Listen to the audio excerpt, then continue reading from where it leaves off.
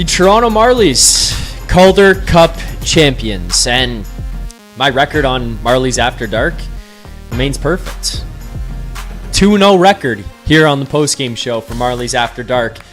Just like that, get to add a little notch to the belt, the championship belt that is here for postgame shows. It's that easy, apparently. You just jump on the bandwagon when they're in the finals, and then all of a sudden, next thing you know, you can consider yourself a champion. At least that's how it worked here. But regardless, I am pretty pumped up about the Toronto Marlies win. It's very cool to see the team win, to see them play that way. It was a fun hockey game all the way around. Throughout tonight's postgame show, we'll break down what happened, some players that stood out here tonight. Also, just some general thoughts and the officiating / lack thereof and how that one played out. But this is honestly a lot of fun to watch and very cool to get to see the Toronto Marlies hoist that championship trophy the first time since 2018 when they won it last.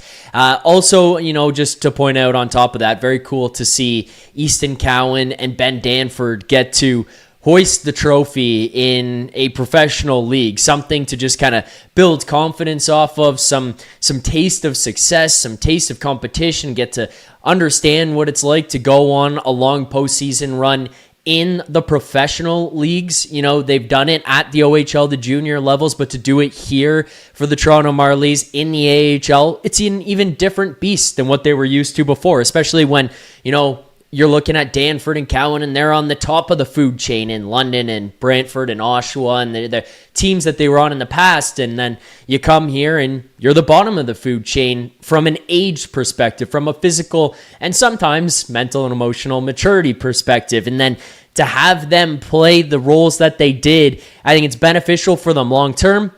And I think just on top of that, it's just something to continue to build confidence off of personally, let alone just the actual skills and style of play that they can adapt and learn from in the games yet. So very cool moment here tonight for the Toronto Marlies who win this one. Throughout the course of tonight's postgame show, we're going to do all of the regular things that we normally do here on the postgame. That includes smelling salts. That includes you guys sending super chats and reading those. We're also going to open things up and take calls from all of you guys in the chat. If you got thoughts on tonight's game, if you've got thoughts on what's taking place with this team, what's taking place in this city, the party that may be going on later tonight here in Toronto. So we'll break it all down on tonight's Marlies After Dark, second edition of Marlies After Dark. I'm Zack Phillips. Tonight's show, as always, is a presentation of Bet365. Download the app today. The worst thing about hockey season is that at some point every year it ends. I guess it's bittersweet here tonight if you're a Marlies fan or if you're a player for the Marlies because, the season came to an end, but you're hoisting the championship trophy, the Calder Cup trophy. So, the Calder Cup, we'll just leave it at that. You don't have to say trophy at the end of the cup. It is a trophy, but, they're hoisting the Calder Cup here. So, maybe it's not that bad for them that the season ends, but as fans, no more hockey to watch. There's a lot of time between now and the first puck drop of next season, which feels like an eternity for those of us used to nightly games. The good news is that Bet365 still has plenty of games, just none that require lacing up your skates. At Bet365, you can choose between hundreds of slots, live tables, and your favorite games. Well, maybe your second favorite game. You must be 19 or older, Ontario only. Please play responsibly. If you or someone you know has concerns about gambling, visit connectsontario.ca. Terms and conditions apply. All right. Let's talk about the game, first of all.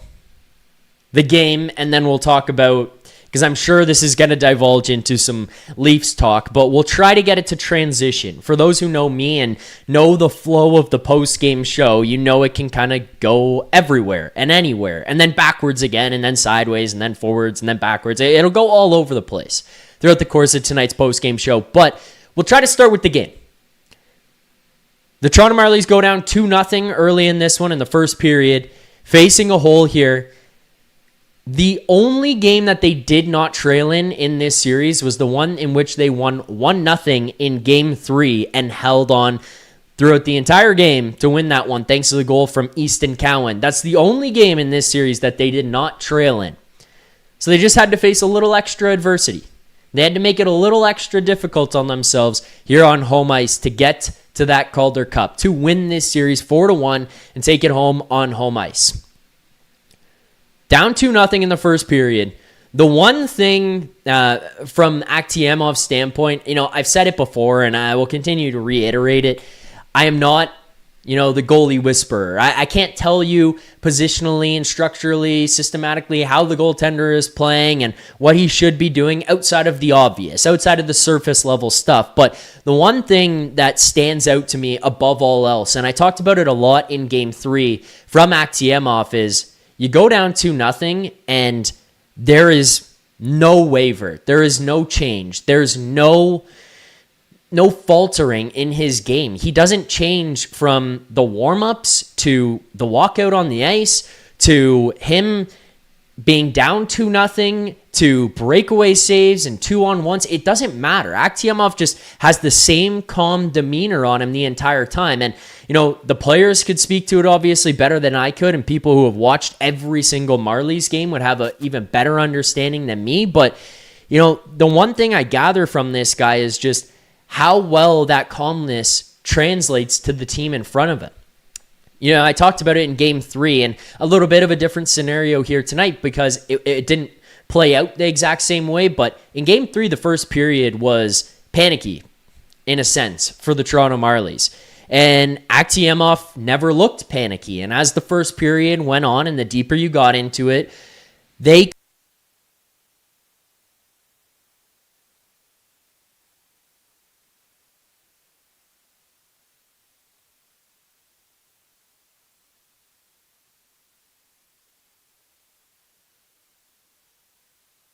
in Game 3, it's the first time in front of the home crowd in the Calder Cup final, and you can kind of feel the pressure mounting for the guys a little bit, where it's like, okay, this place is loud, it is energetic, and it's behind us, which can have some nervous, exciting energy to it. But they looked a little.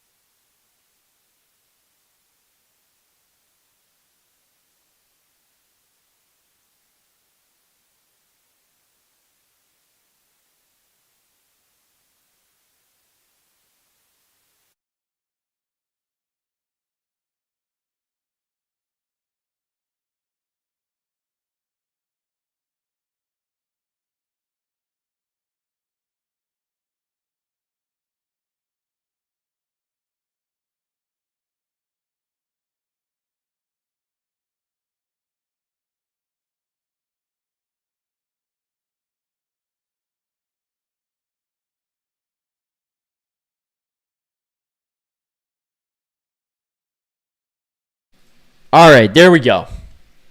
Audio's back. We got it.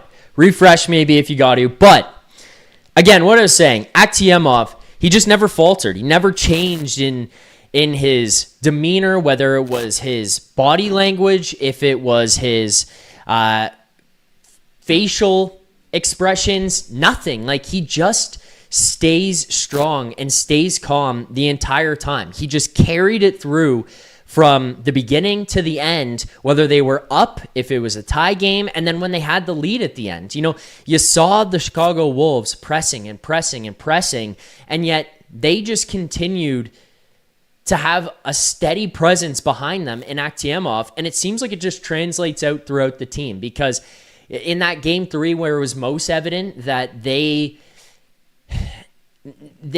were panicky early and then they couldn't find that calmness to start the game, they settled in. In this one here tonight, you go down 2-0. You could have easily seen Akhtiamov just start playing out of character. Start trying to do too much. Start trying to battle back into it to say, hey, I'm going to make the big save. I'm going to make the next one. And it just doesn't happen. He sticks to his game. He sticks to the presence that he's carried with him throughout effectively the entire season, even up when he was up with the Maple Leafs and thrown into different situations. But as I see in the chat, Jeff says Zach doesn't fuck up the sheet. Doesn't just fuck up the sheet, his own show too. Seems that way. I don't know how this is happening here on my computer with the audio, but I think we figured it out now. But anyways, with Akhtiamov, the calm demeanor remains. And above all else, because I can't give you all the technical aspects of what the goaltender is doing back there,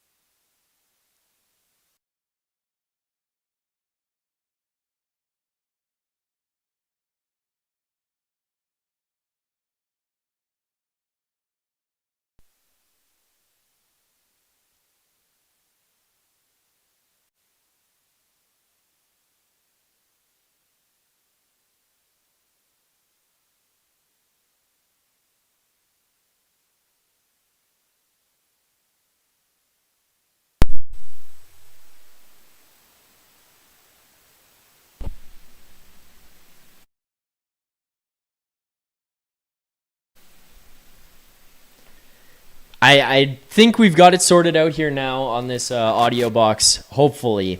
But I genuinely have no idea what the problem is. I've changed no settings.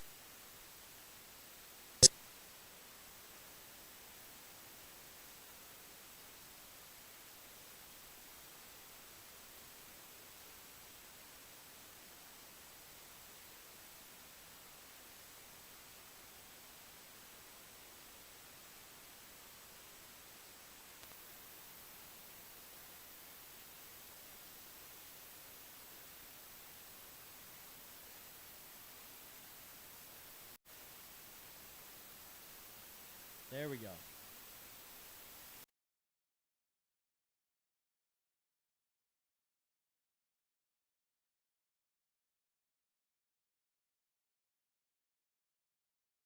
Okay. I don't even know what to say about this.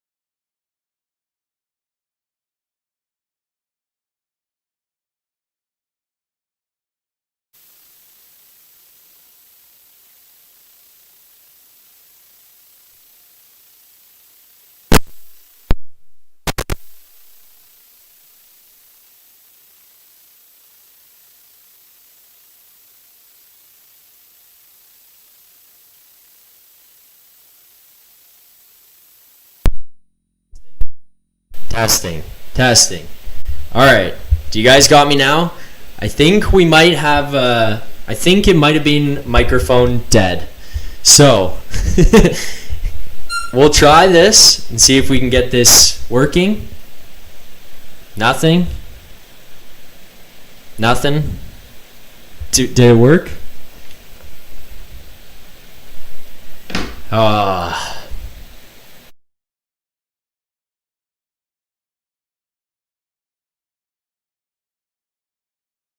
Oh, chat saying it's working? It's working. Yes. Okay.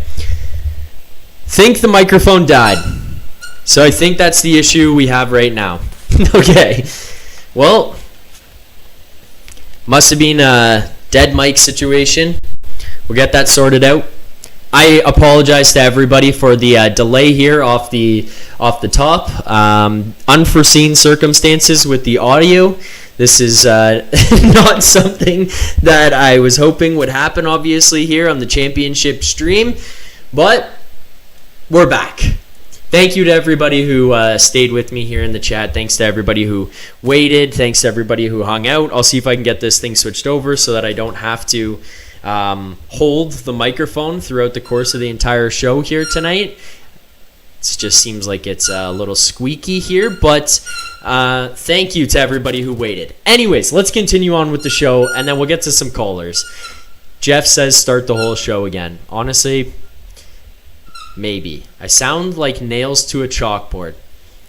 That just might be you not liking my voice, and if that's the case, then fair. If anybody else has that issue, then I apologize. Let me know.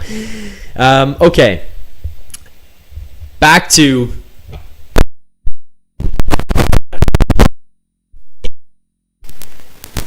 Akhtiamov talked about there. I think I got enough out about Akhtiamov, and I think you guys were with me on what happened with Akhtiamov, the demeanor that he had. But as for the team and the game itself, just some great resolve to stick with it there, down 2-0. There was every reason in the world for them to have kind of sunk, and the Wolves were just going to continue to push. They had their backs against the wall. They know that they lose and this thing is over. Their season is over. The chance at the Calder Cup for this year specifically is over. The Marlies, they didn't just play on their heels and try to stay alive through the pressure of the Wolves. They actually found a way to flip it back and create pressure on their own. And one of the lines who deserves a lot of credit here tonight in this one is that fourth line for the Toronto Marlies with Michael Pezzetta, Landon Sim, and Johnstone there for the Marlies. That's them who gets this started with that 2-1 goal, the goal to cut the lead in half for the Wolves in the first period with 28 seconds left.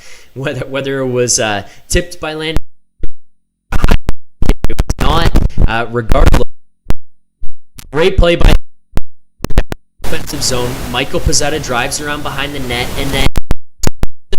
and Sim would end up creating pressure in front of the net that causes a ton of traffic that Calder ends up having to fight through. And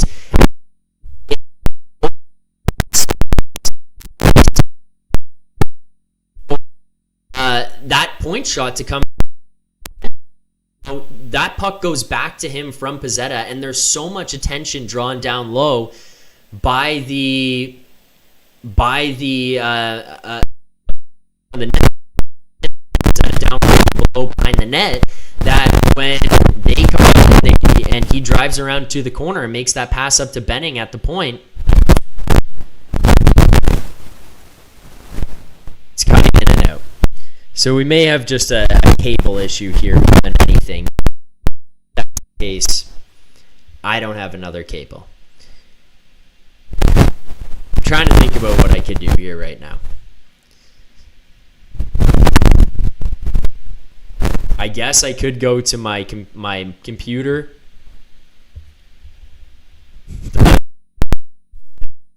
Moving. Probably a combination.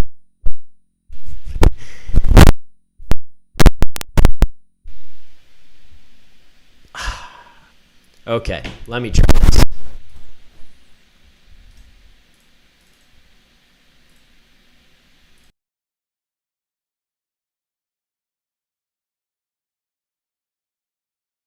Alright, this might be the crappiest audio ever.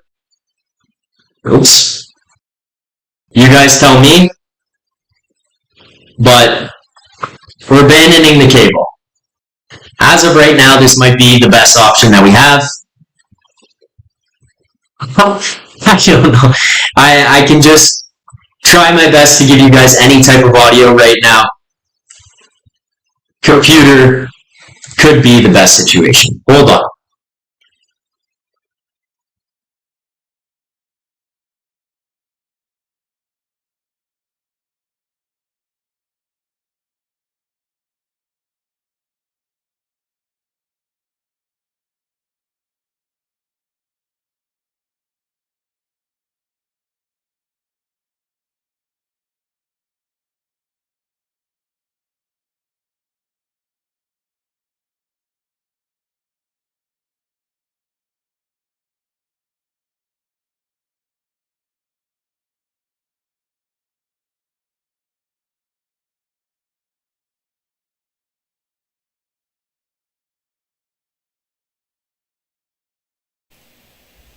All right.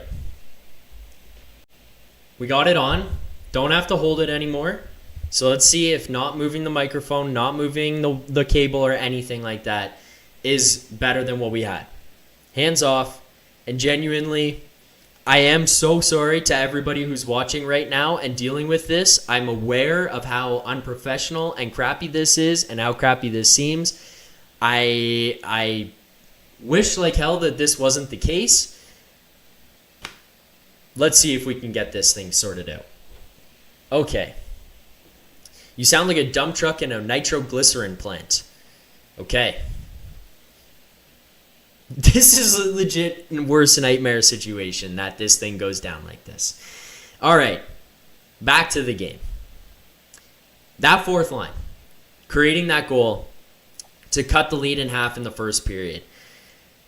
One thing that I want to say too, and I don't want to be getting ahead of myself too much and putting too much pressure on the kid necessarily or having unrealistic expectations, but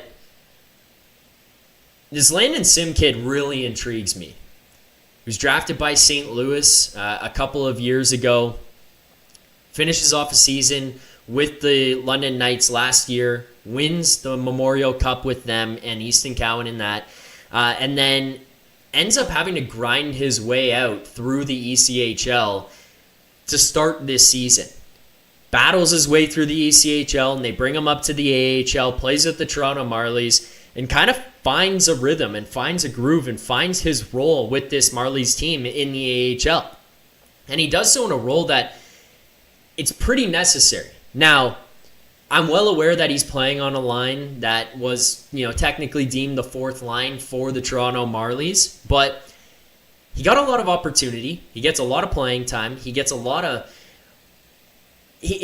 shine with this team that you don't necessarily expect with what is effectively a fourth line for this Toronto Marlies team. And again, I go to that and them creating that goal and him specifically being the one to capitalize on it, but the way that Landon Sim plays, he's got a lot to work on in his game. He's got to get a whole lot better when it comes to play with the puck. He's got to get a whole lot better when it comes to some of the decision making and reading plays at the professional speed, and it gets even faster obviously as you go up to the NHL level. But this is a kid who kind of started to carve out a role. He's an absolute pest. He's just a complete and utter shit disturber out there. And if he can just continue to grow his game like he's done and evolved, even just throughout this season on his journey from the ECHL into the AHL with the Toronto Marlies and then going from there, obviously not next season, and it wouldn't even be close to that. But at some point, you wonder if this is a guy who could find his way into an NHL lineup. You find so many of these guys who are late bloomers, and they have to really battle it out throughout a period of time in the AHL and in the minors until they can finally start to piece together a game and round it all out. But he kind of has all these different tools that you look at, and they're very, very intriguing. And when I watch Landon Sim and I watch the impact that he has on a game for this Marlies team, it's interesting, especially given how young he is. So, again, he's far away from playing in the NHL. I'm well aware of that. But just the fact that he's down here with the Marlies, he's in the organization, it is an intriguing element to me that this guy is here and continuing to grow. And you can just see, even as the season goes on and then he gets into the playoffs here with this team, there's something to him that's it's exciting. It's interesting. I like what Landon Sim brings. I like what that fourth line was able to do. And it's them who get this party started. Now, to build on that, and talking about the energy and the chaotic energy that fourth line brings and what they bring to the table for this Marlies team, there's a lot to get to in this game here, obviously, but that was everything you hope for when you turn on a game that they consider to be, the jungle. In the AHL, the ECHL, the minor leagues, quite often they're described as the jungle. That was a jungle game to me in the best way possible. The officials early seemed like they weren't necessarily sure what the hell to call on what situations. There was a play where the Chicago Wolves had iced the puck, and Benning, who's going back to retrieve it, gets a stick wrapped around him over his shoulder and hauled to the ground, and they just don't call it because they said they blew the whistle early on the icing, so it negates the penalty because it happened before the penalty ended up happening. Whether that's the officials' reasoning or not, that was kind of how it was described as over the broadcast, and I was laughing about it because I'm thinking, okay, I didn't know that was something that could happen here, but from that point, it just started to loosen the game up more and more and more and more, where all of a sudden you're looking at it and nothing's getting called. It was prison rules out there on the ice tonight. Even looking at the goal that was scored by the Wolves at the end of the second period with 6 seconds left, the official had every right not to blow the whistle. It wasn't covered, but you had, I believe, 4 Marlies on the ice, not even standing up, battling, trying to clear the front of the zone. On the ice. They were sprawled out, trying to block shots, kick things around, just scramble until they could get to the end of the game. And the Chicago Wolves are just standing there. Everyone is just digging away at this puck that is seemingly, from the camera and the broadcast angle, not there. And yet, that thing pops free. The Wolves end up grabbing it, and Akhtiamov can't recover quickly enough before Unger Soren ends up scoring. And that is just a small piece of the chaos that took place here in this one tonight. But again, the team resiliency for the Toronto Marlies here that they continued to show as this game went on was very impressive. The resolve that these guys had, there was just, okay, you're down 2-0, and now all of a sudden penalties aren't being called. Both ways, let's be clear, is both ways penalties aren't being called. And they just continue to battle through. They continue to find a way. They rise to the level and say, okay, we're going to play this chippy battle style. We'll go to that level. We can play that with you. We can go back and forth. And it was a lot of fun from an entertainment perspective. I don't know how much coaches love it, watching what should be power plays and 5-on-3s at different points in the game that just don't end up getting there.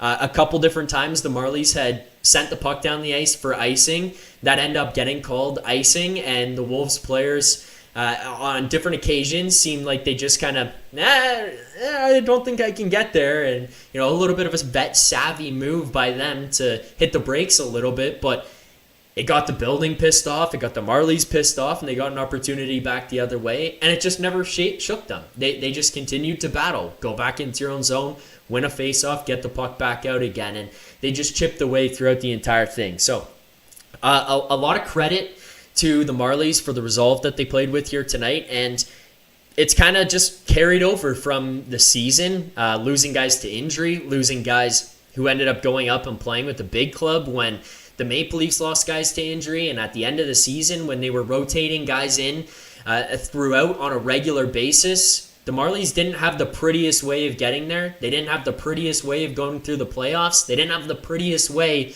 of winning the Calder Cup, even though it was a 4-1 series win, and yet they found a way.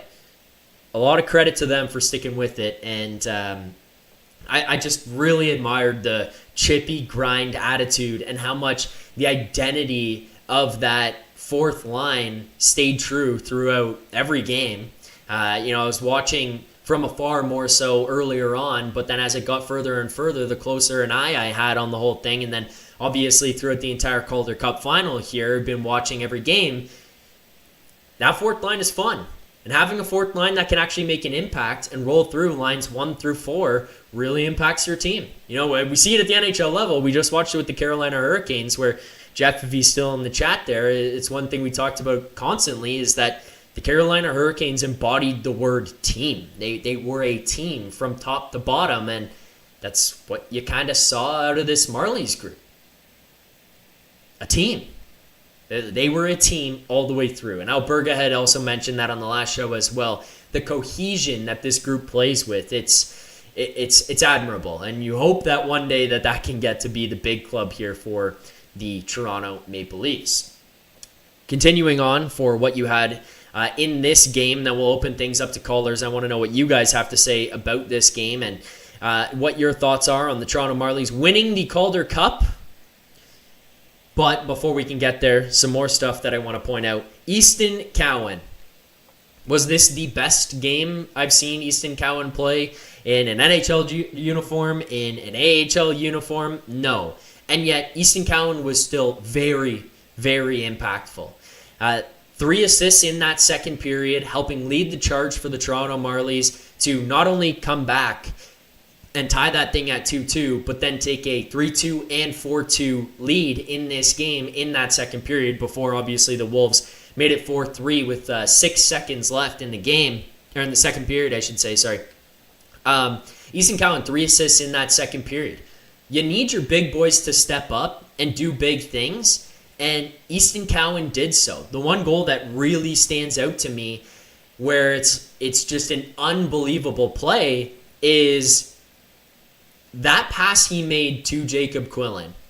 The Bo Grew tying goal, it was nice, but then and the pass from Cowan and the play he makes driving to the net to create a distraction was really nice, but the play that Cowan makes, where Quillen circles around up top, around the top of the circle, and tries to kind of get to the middle of the ice, and Cowan follows him up a little bit, more so towards the wall. He had to thread that thing through 2 guys. He had a defender out high, he had a defender on him, and then there was a defender chasing down Quillen into the slot, and he feathers that thing through, tape to Quillen, driving the net, and Quillen ends up going forehand, backhand, bunk. It's a beautiful play by Easton Cowan, and again, to the point of you need guys to step up and make big plays. That's a guy stepping up and making a big play there. The Game 3 game. 1-0 win. Easton Cowan's the one with the goal. He walks away with the winner. The only goal scored in that game for the Marlies. I just continue to look at this guy and say, he is too good for the AHL. And he is going to be in this Maple Leafs lineup next season with regularity. And as long as he continues to develop his game here in this offseason and probably has to bulk up a little bit and get stronger, I don't see any reason why he can't be making an impact in the NHL next season for the Toronto Maple Leafs. I genuinely can't see it because he is mentally, physically ready, mentally, physically from a skill perspective, I should say, skill-wise, he's ready.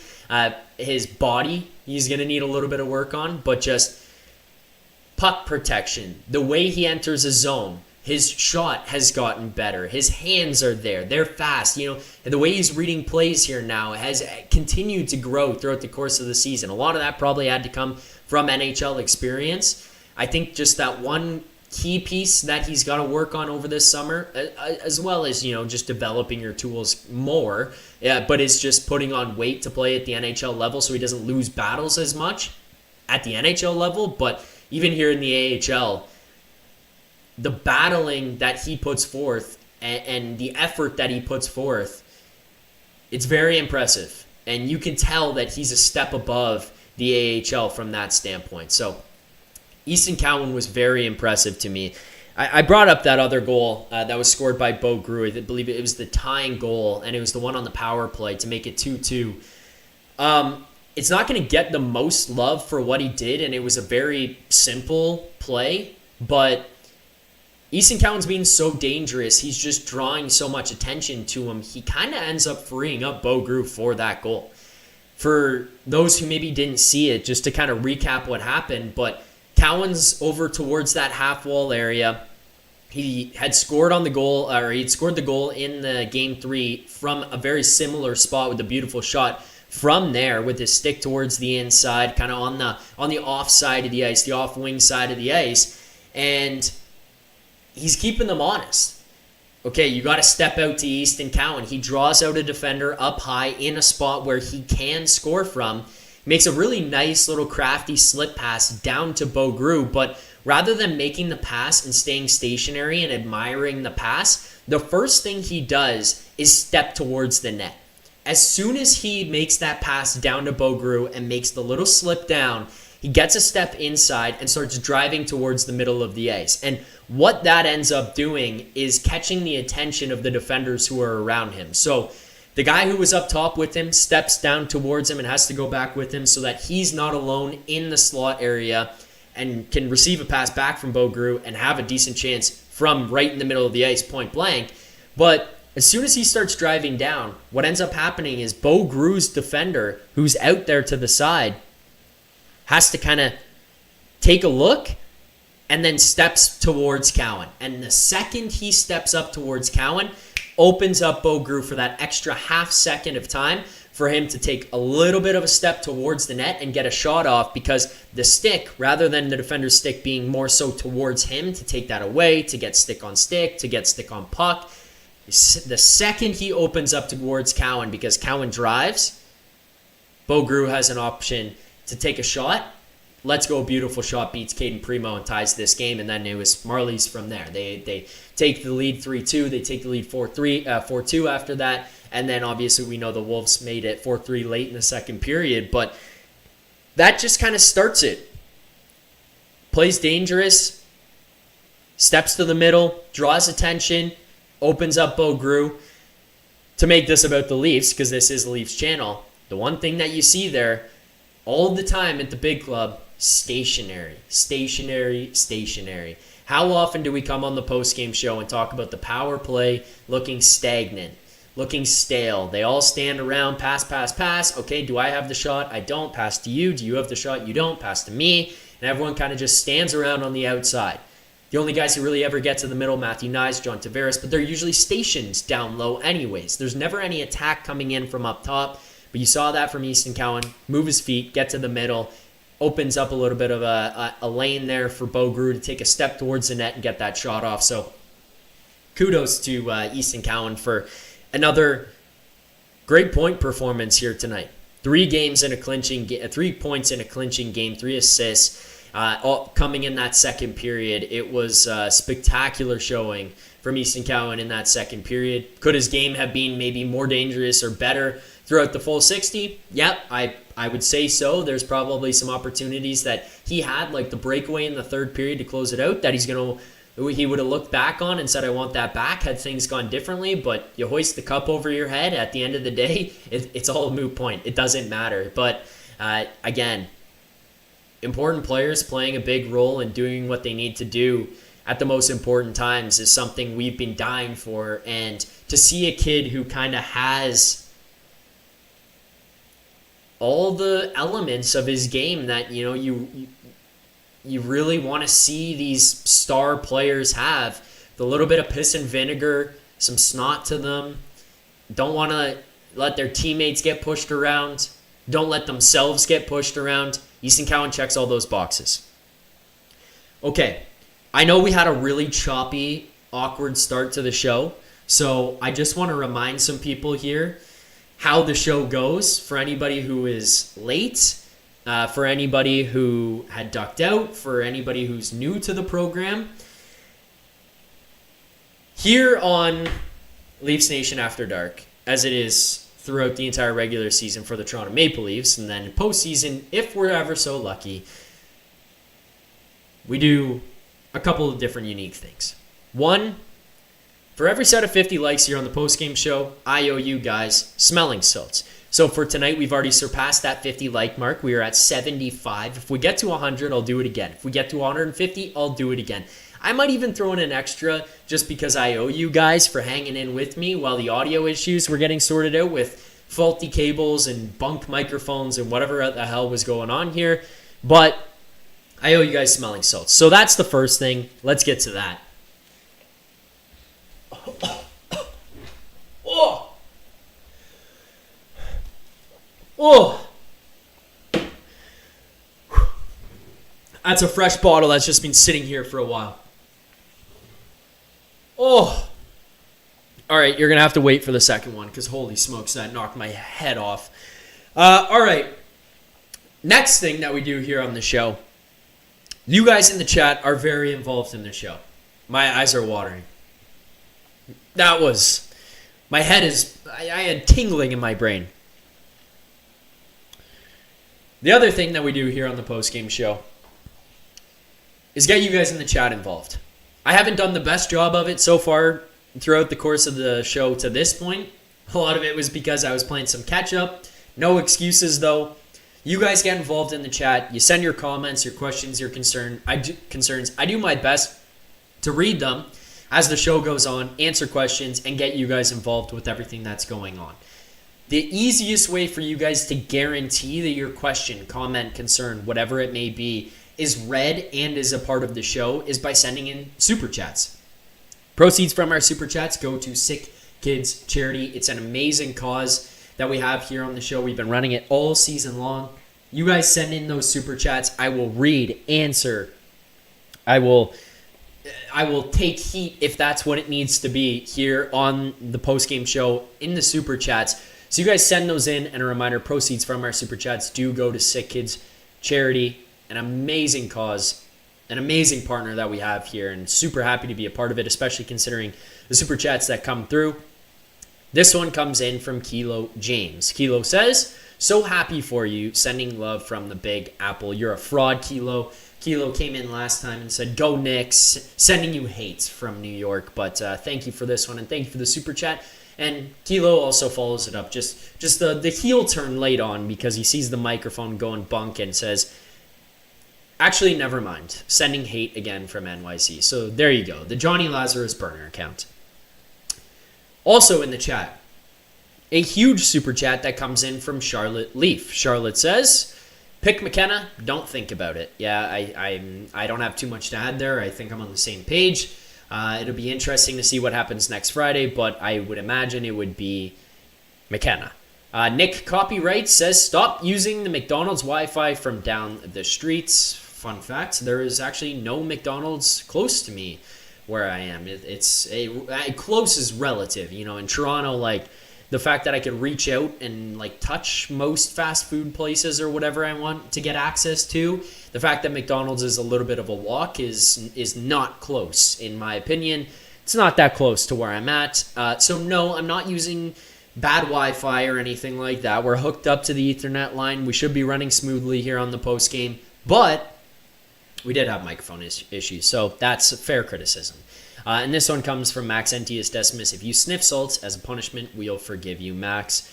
I did the first ones. I will give you guys an extra one as I owe you guys here on the post game. I'm going to need like a minute break from smelling salts because I didn't expect that. It almost knocked my head off completely. Pretty much would have knocked the microphone off completely, and we would have just ended the show because that would have been it. If we coupled microphone issues and my head falling off due to the smelling salts, to which my nose has never been so clear after that, that could have been it. But it would have been a tough go.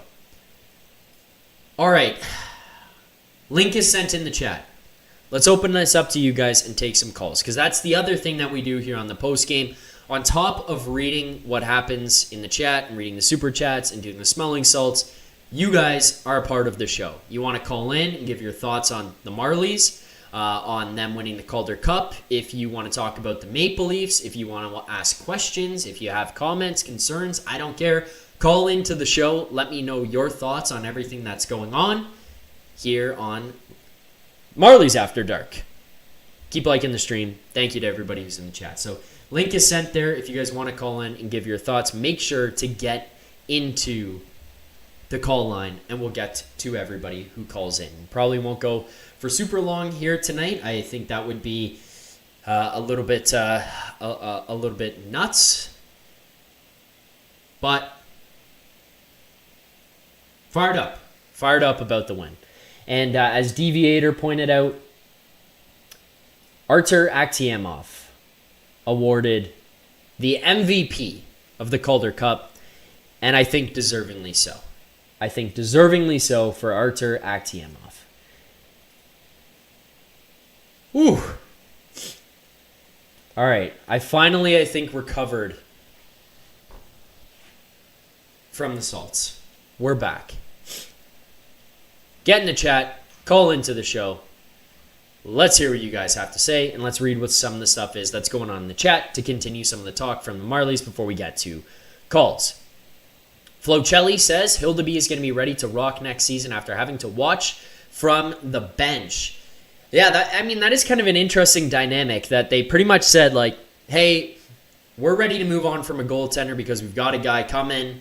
We all kind of look at it and assume it's Dennis Hildeby, especially given the waiver situation for next year where Hildeby would have to clear waivers to get from the Maple Leafs to the Toronto Marlies, in which case I think he's pretty easily getting picked up by a lot of teams who would be interested in having a goaltender in their system and potentially even a goaltender just come up and play in the NHL right away as a backup for a lot of teams, or a guy who could compete for a starting position on some of them and are looking for young goaltending talent. And then all of a sudden you have him sitting on the bench watching Artur Akhtiamov be the guy throughout the playoffs and win the MVP for the Toronto Marlies. It's a very interesting dynamic that you have here in Toronto. I think it's a good problem to have because it's not been that often in our lives here as Maple Leafs fans that we've been able to look and say, we have too many good goalies. We have too many goaltenders who could step up and play in the NHL or step up and create an uncomfortableness for the guys we have right now, and that's the case. We basically were sitting here as of Monday night, Tuesday morning before the Wall trade went through and said, we've got 4 guys. We've got a goalie issue now because we got to get rid of someone. We're going to have a waiver backup. We're going to have some problems. Now even with one guy gone, you've got 3, and one of them just outbattled the other to win the MVP, and he's not even the one we necessarily expected to come through next season. So it's a good problem to have. I'd be interested to see what happens here next season, and if it is Hildeby, and how he responds to this, because it has kind of been a while since he's played and started, especially given the run Akhtiamov went on here, but good problem to have. C. Kai, 76. Cowan is a lock for the Leafs roster next season, right? If so, do you think second or third line? He's got to be a lock. I can't see this guy going back to the AHL unless he comes into camp overweight or something like that next season. I just don't know how Easton Cowan isn't on the big club. The only other way would really be if they go out and they draft Gavin McKenna. Okay, there's a left winger to play on the first line. They put Matthew Nyes onto the second line, and then all of a sudden they pull off a couple of trades, and they've got third and fourth line wingers that are just pushing this guy out, and you've got studs all the way up the lineup. Like, yeah, that would make it uncomfortable. Even then, you have to also wonder, like, would he not find a spot as a right winger? Like, that could just make sense. It's a little more uncomfortable playing right than left as a left-handed shot, especially if you're not used to it or acclimated in that spot, but I don't see how he's not on the big club. And then as for whether he's on the second or the third line, it does get interesting when you look at the Nyes-McKenna situation because naturally they would kind of play above him in the lineup. But again, as I just pointed out about left versus right wing, you'd think that one of them would be able to slide over to the other side and play that position with a decent level of comfort, or at least be able to figure it out as the year goes on. And the thing that does intrigue me just in terms of how does everything balance is when you have those three guys, who plays with who. Easton Cowan is, in my opinion, a guy who plays better and will excel more when he plays with better players. And I know that that's kind of an obvious statement. Thank you, Captain Obvious, for pointing out that you play better with better players, and you can put up more points and that kind of stuff with better players. I know that that's an obvious statement that I'm making here, but we saw it as the season went on. He plays third line minutes under Craig Berube last year, not really getting into the flow of the game that much, not playing with guys who are reading the game the same way he is or at the same level of skill and talent that Easton Cowan was, especially early on. And he seemed to struggle. He seemed to find a groove in the NHL to the point where it was like, okay, does this guy just have to go down to the Marlies? Because you could see at times it just wasn't clicking for him. You could see it just wasn't working. And I think it's led us to have a lot of questions about him before it led us to have questions about what Berube was doing and the deployment that he had. But early on, you sat there and said, okay, there's something missing. Maybe this isn't going to work. And then later in the year, Easton Cowan plays regularly with the top six guys, and he's a completely different player. His ability to make plays, create chances. It wasn't like the points and the goal scoring came to him in an abundance late in the season, yet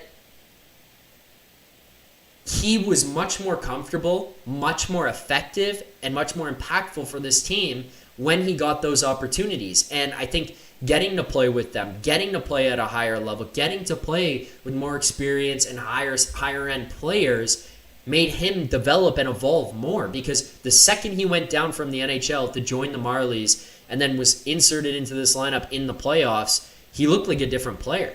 He looked like a different player even than when he got sent down earlier in the season and joined this Marlies team. It was a different Easton Cowan than what you had seen earlier. I think he's got to play in your top six. And it's not directly translatable. We've said that numerous times, and the point still stands, but Cowan's too good for this level.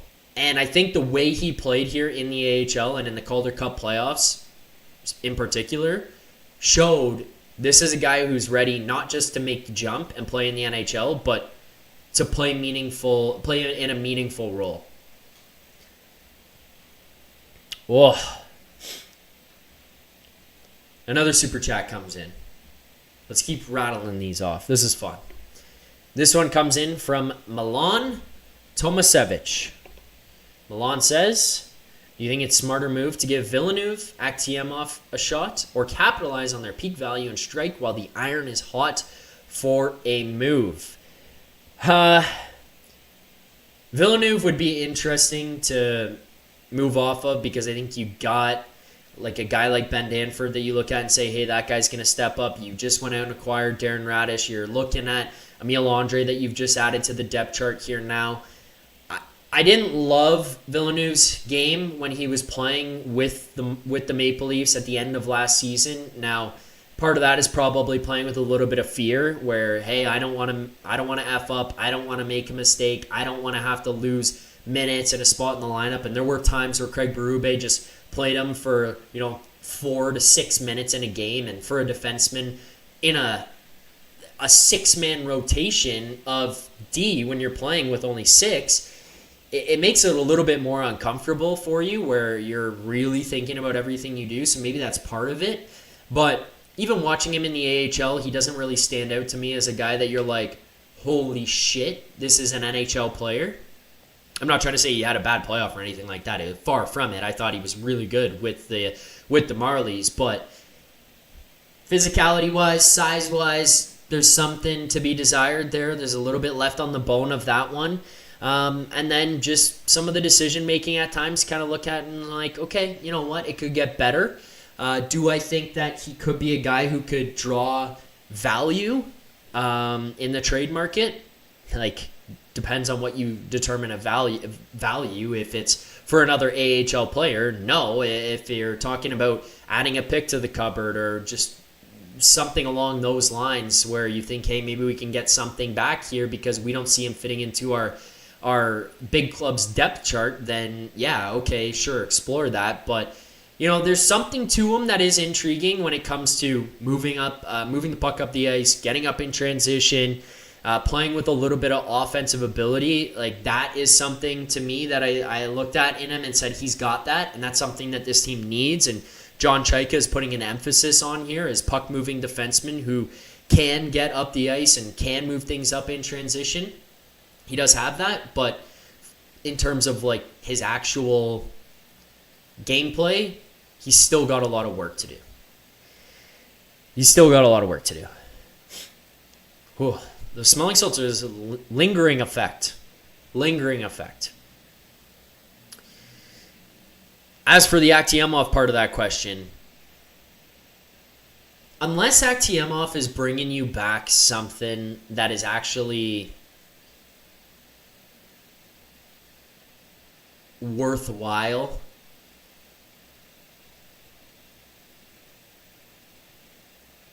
like, I have a hard time wanting to get rid of him or wanting to use him in a trade. It's not apples to apples, and I think this might be an overinflation based off of what we just saw and like overinflation in our brains, but unless Akhtiemov is gonna give you what Spencer Knight effectively got you in a return. Now, there's a lot more pieces involved in that one from Florida to Chicago, but it's in the Seth Jones trade that the Panthers acquired Seth Jones. Like, unless that's gonna bring what the trade is gonna bring you back, or that kind of thing is gonna bring you back. Again, I'm not saying you get Seth Jones in the trade, or like a Seth Jones 1-for-1 like comparable, but it scares the hell out of me given the history of trading goaltenders that would happen. Young goaltenders, that is. And Augie FPS in the chat points out Rask. That's exactly where I'm at. Like, unless it's a proven asset that is helping your team, I don't see why you trade the guy. And as Max pointed out, the other part of this, trading a young Russian goalie who's playing well would be epically stupid. Again, it's very dependent on what your return would be, and he's not that young. 24, so he's young, but I believe, 25 this year. It's not like he's like 19, 18, and you're like, wow, we might have a guy, but you trade him, so he's at least older in that sense, but goaltenders do take a while. Unless you're going to get something back that's proven, I don't have any interest in doing that. I don't have any interest in trading Artur Akhtiemov, personally. I just don't. I do not. A lot of the chat, you're honestly, Max, fair point. 24 is young for a goalie. It's fairly young for a goalie. Fair enough. Probably a stupid statement by me to say he's not that young. He's young enough. 1 like away from 100 here. Keep liking the stream. All right, let's go to our first caller. We're going to put a 10-minute shot clock on him. 10 minutes max. So 1 hour and 5 we are in right now. We'll let him go to 1 hour 16 max. So be prepared. Bring the heat for the 10 minutes, and that is it. But let's welcome to the program, for the last time this season, Jeremy. What's up, Jeremy? What's up, Zach? How you doing? I'm all right. You already stole my thing for Sim, because it was like, has nobody looked at Sim or Thurberg for the fact of like Sim's dad played for the Pete's, I believe. He had a couple Keurigs in the NHL to where he plays just like a block shots to where the hell has anybody been looking at him? That dude's like young. He's going to be one of those dogs that is like a third, fourth liner. Like, who would you pick, him or Lorentz? Like Lorentz, room guy. But I'm pretty sure Sim will knock out another tooth like his old man played with none. To where, you know what I mean? And Thurberg, he ain't scared of goalpost. You know what I mean? He ain't and he can get hit, and he ain't looking at refs after he gets hit. And to go to your point, so that's on those two right there. Quick one. Sorry to Prague for calling a C sucker. I don't know if he's here or not. When I said M fucker last year, I believe it was game 70. I went and looked at the tape and didn't get a chance to apologize, and it was like, I did call him that. So, and I defended myself to the end. At the end of the day, it's just a quick little apologize to our guy Prague. Okay. Villeneuve. Dude, you already said it right there, to where you're like, little holes in his game. Why does anybody take the right shot? You know that power play goal that Terry winged in there in like 3 seconds? Why was Villeneuve where, like, when they tried Matthews on the point right there on the boards? Or when Marner, any forward is by the boards and they are passing it to the D like a Radish we got for in next year, his points or his percentage of his money will be like a 7.5. In 2 years, he's going to be a 5.5 million, because we're all allowed to get raises over the age of 30. Right, people? We're all allowed to, like Marner got a raise at 30. Nobody bitch about that. So remember, kind of got him on a steal, and we only kind of need him for about 4 years. At the end of the day, he's the first D that will shoot the fucking puck, and he knows how to do one. And he's did them from the best people, and there's a bunch of players on our team that forgot how to do a one-touch and a one-pass and sit there and be in a bumper or a D do a one-touch. There is too much stall and look around while the other team is like, hey, we all have strings up to our waist, and we are in an angle right here, and we know what you're doing. You're giving us all the time. At the end of the day, is Villeneuve was in the wrong spot. He was passing it to Lettieri for that. The D should be in there. So at the end of the day, he don't have a shot. There's a lot of right defensemen like your old friend there, Liljegren, however we want to put his name, like you and Merrick were saying earlier, to her Prezi. You guys forgot about that one. The Kovalchuk, 3 different ways to say it, but Prezi, you guys forgot the American one, his name changed there. But Villeneuve should have been in the one-timer spot.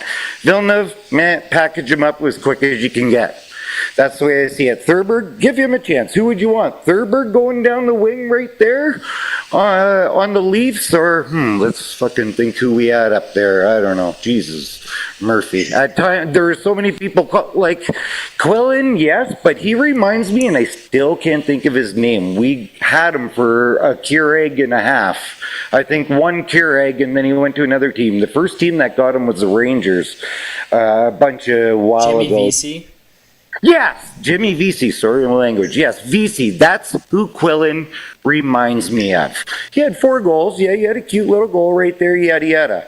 But there's a reason why you're sitting up there and everybody else was. I would take Thurberg over him for the fact that there's a bunch of Quillens out there that can get the puck up in and around there. But laying the body, getting up after a hit, you know what I mean? There's a bunch of other guys, but going back to Landon Sim, I'll just jump in, Jeremy. The thing is, like with those guys, they still have work to do in their game. Like they're not NHL ready or ready to jump in and play next year. It's going to take work for them in the AHL. By the end of next season, could they jump up? Yeah, maybe, but.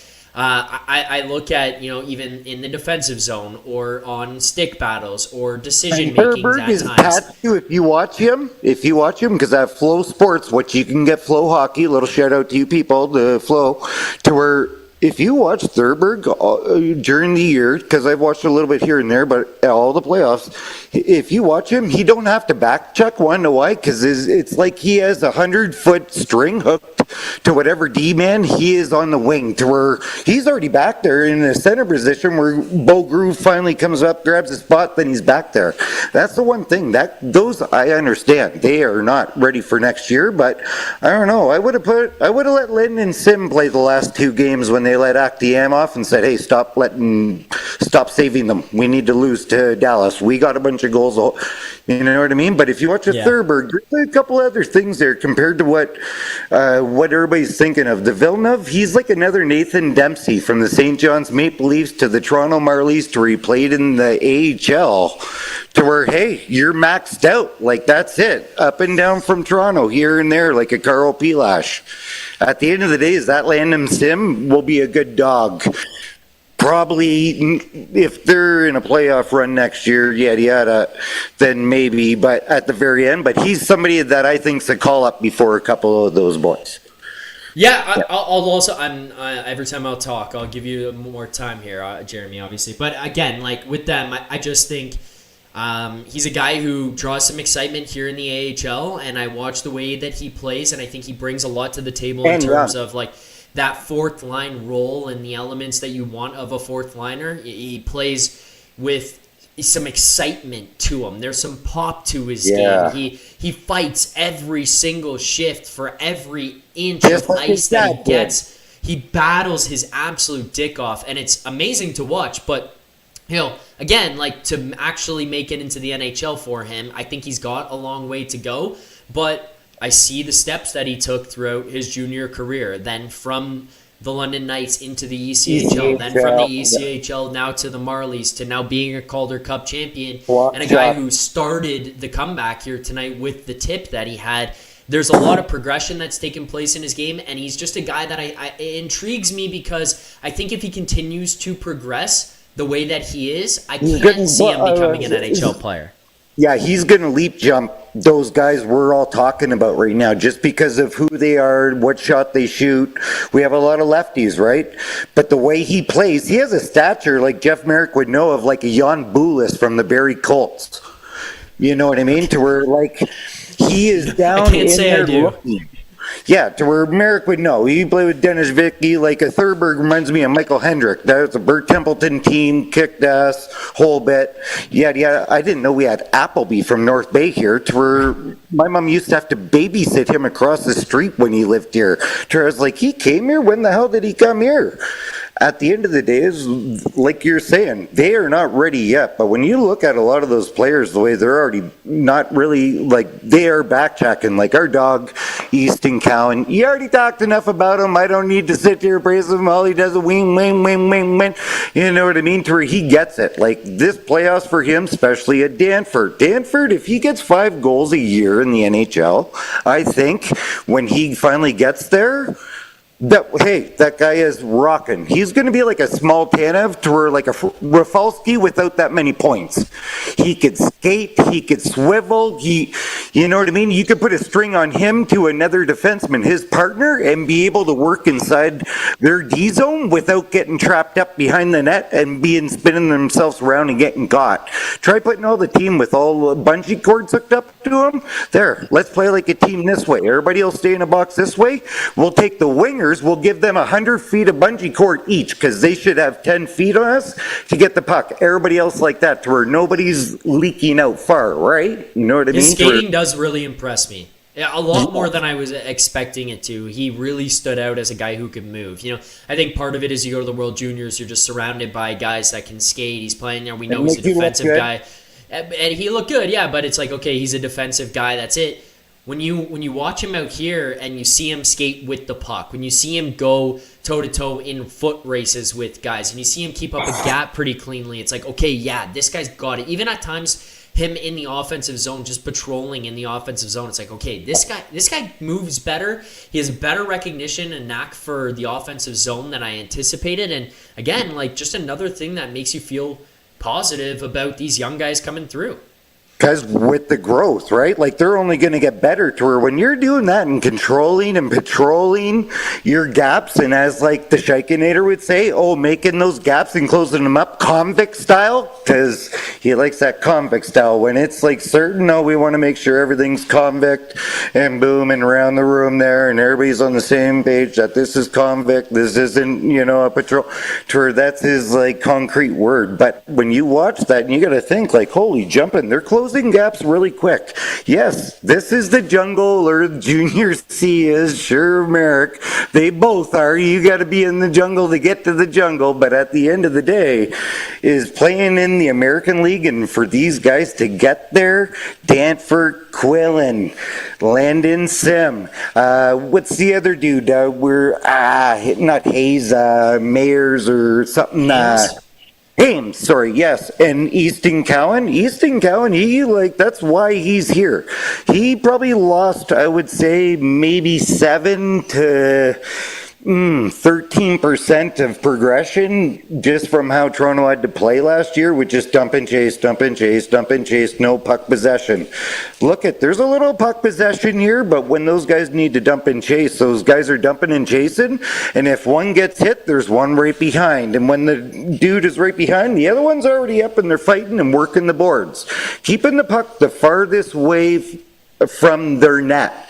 And when you got somebody like Artur Aktiamov, my guy, to where, man, there's some good pieces down there. Yes, a very veteran team, but I'm pretty sure Toronto was expecting, like we all were, to go to double digits 10 straight years playoffs. So we could use like a Shaw or a Letary or a Bo Grew in the playoffs, not to finish out the season. You know what I mean? To where there's a few pieces down there to where when like Cowan's coming to play with the boys. But you got that Landon Sim, I forgot his name, and you got Quillen and that Thurberg. The Villeneuve, I don't know. I would like to package him up because he's a right-handed shot, won a Calder Cup now, to you have that on your resume, that you got out of the jungle with the trophy. But you could package him up with something to get out of there to where when you're a defenseman on the boards on the right side and we're on the power play and he's the one getting the puck from the centerman to pass it to a forward where he should be, we need guys with shots that are going to fire it. You know what I'm saying? Man, I like it when we can talk back and forth. I think it's the most we ever did our whole time, right? Like we were like, good. Yeah, all right, I'll give you one final point here, and then I'm going to let you go, and then we'll continue on with some more callers here. So anything else really stand out to you here tonight? Or do you have any thoughts on Radish or anything? Yes, I got a couple things. First, I want to our boy Alberga, we gotta cut out the most. This is just a little tiny shot, my guy, because all you're saying the last few days is how the chat's heating you up. We can't turn everything into a negative. Can we start? I tell my crew this. Hey guys, if you guys are going to look at the timesheets and be like, that was bad, that was that. Hey, then be better. At the end of the day is when you're in this game, let's not everything go Sid Sixero. No offense, but if you watch the pod in the last month and a half, hey, Toronto, everything's dumb. Stupid conspiracy theory. Hey, we got the best chat in the world, the best fans in the world, the best podcast in the world. We can get the best information. Alberga, who gives a fuck where Big S is? Mats. He's fucking working, moving his family from fucking, it's easy for Chaika to come from Ontario to home. Who gives a shit? If we was there, I want to comfort, I want to hear from him too. He looks good in the black glasses, got same frames. But if he was sitting beside Chaika on every Zoom call, everything that happens, he'd be like, oh my God, Matt's the little Shakenator can't fucking, Matt has to bring him in the little baby carriage. Wonder if he brought him in with a golf tour. No, he has a little to-do list. Do not make me come back right now while I'm working right here and doing whatnot for something stupid. You do this and that's it. I've already talked to everybody. Just do that, get in front of the thing, work on doing without papers and just be done with it, okay? Let's go. That's where it is. So Alberta, stop it, because fucking Sixero and all this shit, anything Toronto, and it's not even those guys, it's everybody. This is a voice out to every one nation that wants to be Leafs Nation. Why is it Toronto does one thing and it's shitty? Everybody's dying to have Radish, right? But Toronto gets him for a 5th round pick, cheaper than Marner, so we can get 8 years and stretch it out so his dollar percentage can be fucking better every year. He's 30. Are we really looking at the last 3 years of the 5 years? Come on, if we were, we'd be in trouble getting TNF. Come on. True. the day is, why is everybody if Toronto does something, hey, McAvan, look at McKenna. Toronto, he's a bum. He can't back check. He can't play defense. He's 17, just turned 18. No shit. I can't even ask to go, hey, Jeremy, can you make the bet? Well, you know what I mean? At the end of the day, why is he like all him and sores and what's this, what's that? Why would they do this? I would do that when it's Toronto. If it was anybody else doing a trade for Radish in Vegas, oh my God, he's already at the golf course.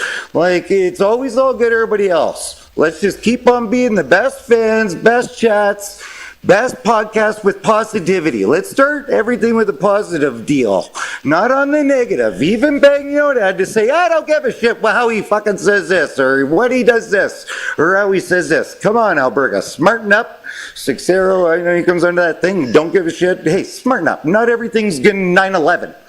And going on to everything else, I don't know. I'm good. Everything's good right now, I think. I think the Shakenator, like Berkey said, what has he did wrong? We're all complaining one goalie's got to go. Well, you ain't trading Stolars for what you got in that cap space. You're betting on him to be Stolar for 37 to maybe 40 games and split it up with some Hildeby and act the am off here and there up, because he can be called Hildeby last day there, to where you got that other thing from Philadelphia, whatever it is. You know what I mean? To where you opened up some stuff for now Stolars is going into the room, and that's his room now as a goalie. He gets the confidence of going in that room and being like, this is my fucking room now. Yeah. I don't have to pull a scene and be like, hey, I'm tired of getting kicked in the head like I'm fucking Conan from fucking Team Canada and breaking legs. You know what I mean? Can somebody play that? At the end of the day we could do spirit fingers all we want, but there's going to be a little bit more, positivity. So let's not start every move from here on out that everybody's been dying to have, to where if we do this, I can't believe he did that. If we do this, why would he do that? Why do we could never get it right. They could get Draisaitl, right? McDavid, Hyman back, and fucking Johnny Bauer comes back, right? Supernatural, if you're into that shit, plays goalie, and at least be like, what? They had to give McKenna up for that, and friggin' Villeneuve and Thurberg. What are they doing? Well, we just can't get it right. Or let's just be positive. That's what I have. All right, Jeremy. What I have, my man. Thank you for the time tonight. I appreciate it. This will be the last show here until next season, so you enjoy your summer. Unless I'm on Leafs want to take or anything like that. I want to talk to you. Well, I want to talk to you. But yes. All right. I will see you next season. I appreciate it, Jeremy. Yeah. All right, chat. Keep it real and stay real and don't get outside the lane. All right. Thanks, Jeremy. There you go. He's gone. Jeremy here on the postgame. Another quick reminder just to everybody, continue to hit that like button, subscribe here, Leafs Nation 401 right here on YouTube as well.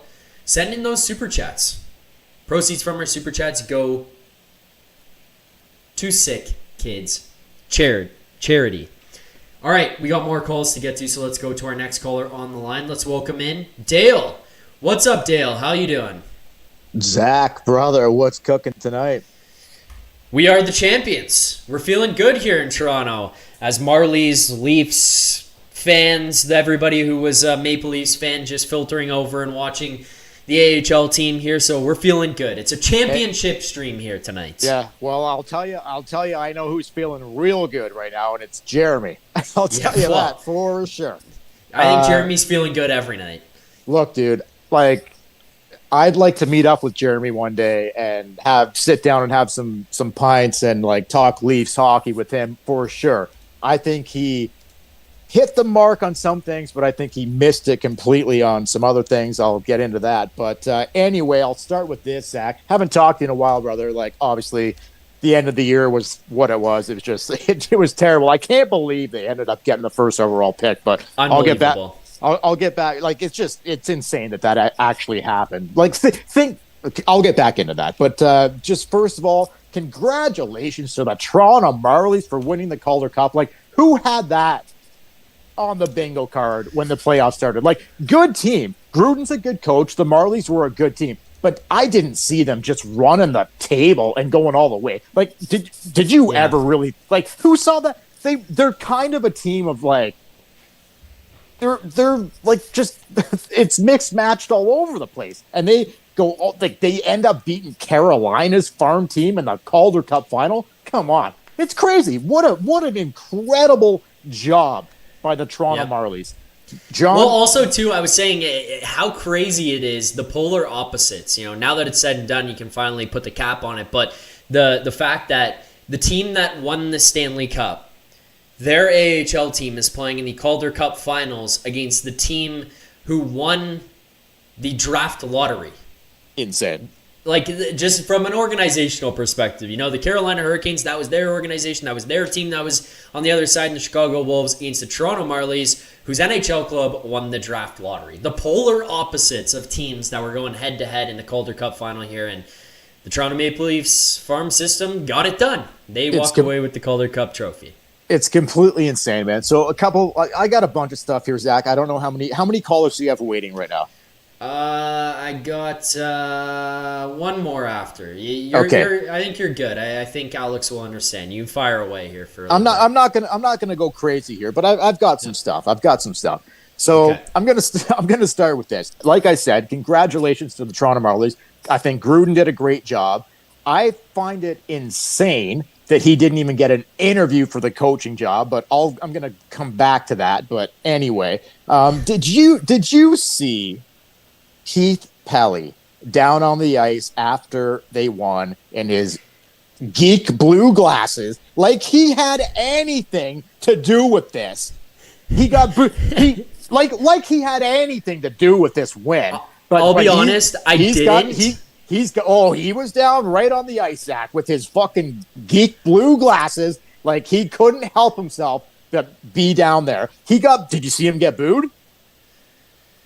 No, I didn't see it. So just for transparency and for everybody in the chat. So I watched them win. I watched them go on the ice and like dogpile and stuff. And basically, I just waited to see them celebrate together and hug. And then once they had done that in the corner, I went into the to my office here to get ready for the show. So I didn't see much after that. No. When the AHL commissioner or whoever he is, like, he was congratulating the Toronto Maple Leafs organization as a whole. He mentioned Shaika, he mentioned Sundin, and he mentioned Keith Pelly. And as soon as the name Keith Pelly came out of his mouth, the entire Coca-Cola Coliseum started booing, like he was Gary Bettman. That's unreal. That's unreal. Not surprising. Unreal. Is it? I don't think it's that unreal, because he's not well liked in this market, man. Well, I mean, it's unreal because it's from an entertainment perspective. It's funny as hell. It's unreal. I more so mean that way, not necessarily it being a good thing. That the president of the team the organization is getting booed. No, it's not the best, but no one likes him. No one likes him. Yes, from an entertainment perspective, very fun. Hilarious. Anyway, okay, so let me start here. Realistically, okay, other than Cowan, Danford, potentially Villeneuve, and the two goalies, obviously. Like, I heard the guy who just called in, Jeremy, he basically had half of this Marlies team playing for the Leafs. Not going to happen. Do you know who the general manager here is, Jeremy? You think John Chaika has any interest at all in half of these fucking guys that play on this team? You might no, I'm being dead serious. I know. Do you think John Chaika gives a shit about 75% of that team? I think he likes the two goalies. He likes Cowan, Danford, Villeneuve, obviously. Other than the two goalies and the three guys I just mentioned, Cowan's an obvious one, but Danford and Villeneuve, and I'm not just talking next year, I'm just talking going forward in general. Is there realistically, Zach, anybody that won the championship tonight for the Marlies that can crack the lineup next year or even going forward? I like that Sim guy. I like Sim, but is there anybody else there that you can really see coming in and playing for the Leafs? Because I don't see it, dude. Well, how far do you mean by, just to define, going forward, how far do you mean by that? Because I have probably a different answer just depending on how far. And I Okay, know it's- I'm asking you to be specific here, and I'm Well- being like a little bit niche on it, but to give you a good answer here. Well, okay, well, name a guy. Like, I know Bo Grew had time last year, and like Quinlan was up there, and like there was different guys that got like a bit of a sniff, but not much. And I thought Grew, like I like Grew, like I like a lot of these guys, but like just picking the brain of John Chaika, I don't see he's not interested in these fucking guys. Am I off on this? So my opinion on it would be Cowan But I like. is in. Sorry, I like Sim though, Zach. I do like him a lot. Yeah, so that's kind of where I'm getting at when I'm saying like define, how far in the future, right? And so what I mean is if I'm going to lay out like a timeline and why I think some of these guys are intriguing is because I look at a guy like Easton Cowan and I basically pencil him into the Leafs lineup next year, right? 100%, no brainer. But no just brainer. going down the line, Ben Danford, I think, is a guy that in camp has a very good shot to make it based on what we just saw here at minimum. I don't know how his body of work in the OHL would translate to the NHL, how what he did in the AHL here translates to the NHL, but just from a perspective of what we just saw him do at a professional level against men in the AHL and the opportunities that he was given, I could see him stepping up and competing for a spot in camp. I don't think they pencil him in, but I can see him competing. So that's kind of where it stops. Not next season, brother. There's no way. The way I think so. I think so. I totally disagree. The way they're going about like they're going back to like win now mode. Danford's playing with the Marlies next year, brother. 100%. I'm just saying I think he can compete for a spot out the gate. Like I don't think you have to worry about allotting a lot of money to a third pair, like your third pairing right shot defenseman if you have this guy in there and potentially pushing through. Like if he continues to develop over the summer, he continues to get bigger and stronger, and he gets a little bit more of an offensive game to him, I don't see why he can't compete for a spot. Again, like, that's fair. I'm not saying he's on the him. team. I just think as far as like making the lineup goes, like that's kind of where it gets to, where you go, okay, Ben Danford, and then from there, I don't necessarily put Quillen, who's also, by the way, an RFA, so I think they extend him. I don't see why not. But Quillen, or re-sign him, he's an RFA, but he's a guy. Bo Grew's a guy. Luke Hames is a guy. I think the order through those three would be Grew first, Quillen second, and then Hames third. I don't see Hames making the jump and making the team at any point next season. I don't see any of the three guys you just named playing. I could see Quillen and Grew playing. I can't see them making the team out of Zach. Okay, that's fair. Zach, do you not think Chaika's got bigger plans than these guys? Yes, but you also have to remember that some guys get injured. Some guys just don't work out. He's swinging a trade. He's swinging a trade every day, Zach. I know. I understand. But all I'm getting at is that there are guys who took advantage of the opportunity that they were given this year, and we all had questions about at the end of the season and said, hey, maybe these guys could break through and make the team next year. I'm telling you right now, I don't think they make the team next year out of camp. They're not starting day one, game one on this team. But as it goes through to by the time you get to Christmas, by the time you're at the All-Star break, could these guys be in a role because somebody is injured or somebody that they took a chance on didn't work out? Maybe. Yep. The other thing would be, could these guys play so well in the AHL they force the hand of the Maple Leafs where they say, holy shit, look how good this guy's playing. And it's entirely possible that guys go on a slump in the fourth line and you got to take them out and you give a little pressure and you bring somebody up. And if that happens, you end up in a good spot because they're pushing through and you have that little bit of depth and you have some guys to back you up. But those are guys who I could see maybe grabbing a hold of an opportunity and making it. Beyond that, it's kind of like out. And then that's when I go to how far out are you projecting, because I look at the rest of that lineup that they have. Tverberg, he's further down the list. Like I don't see him getting that chance next season.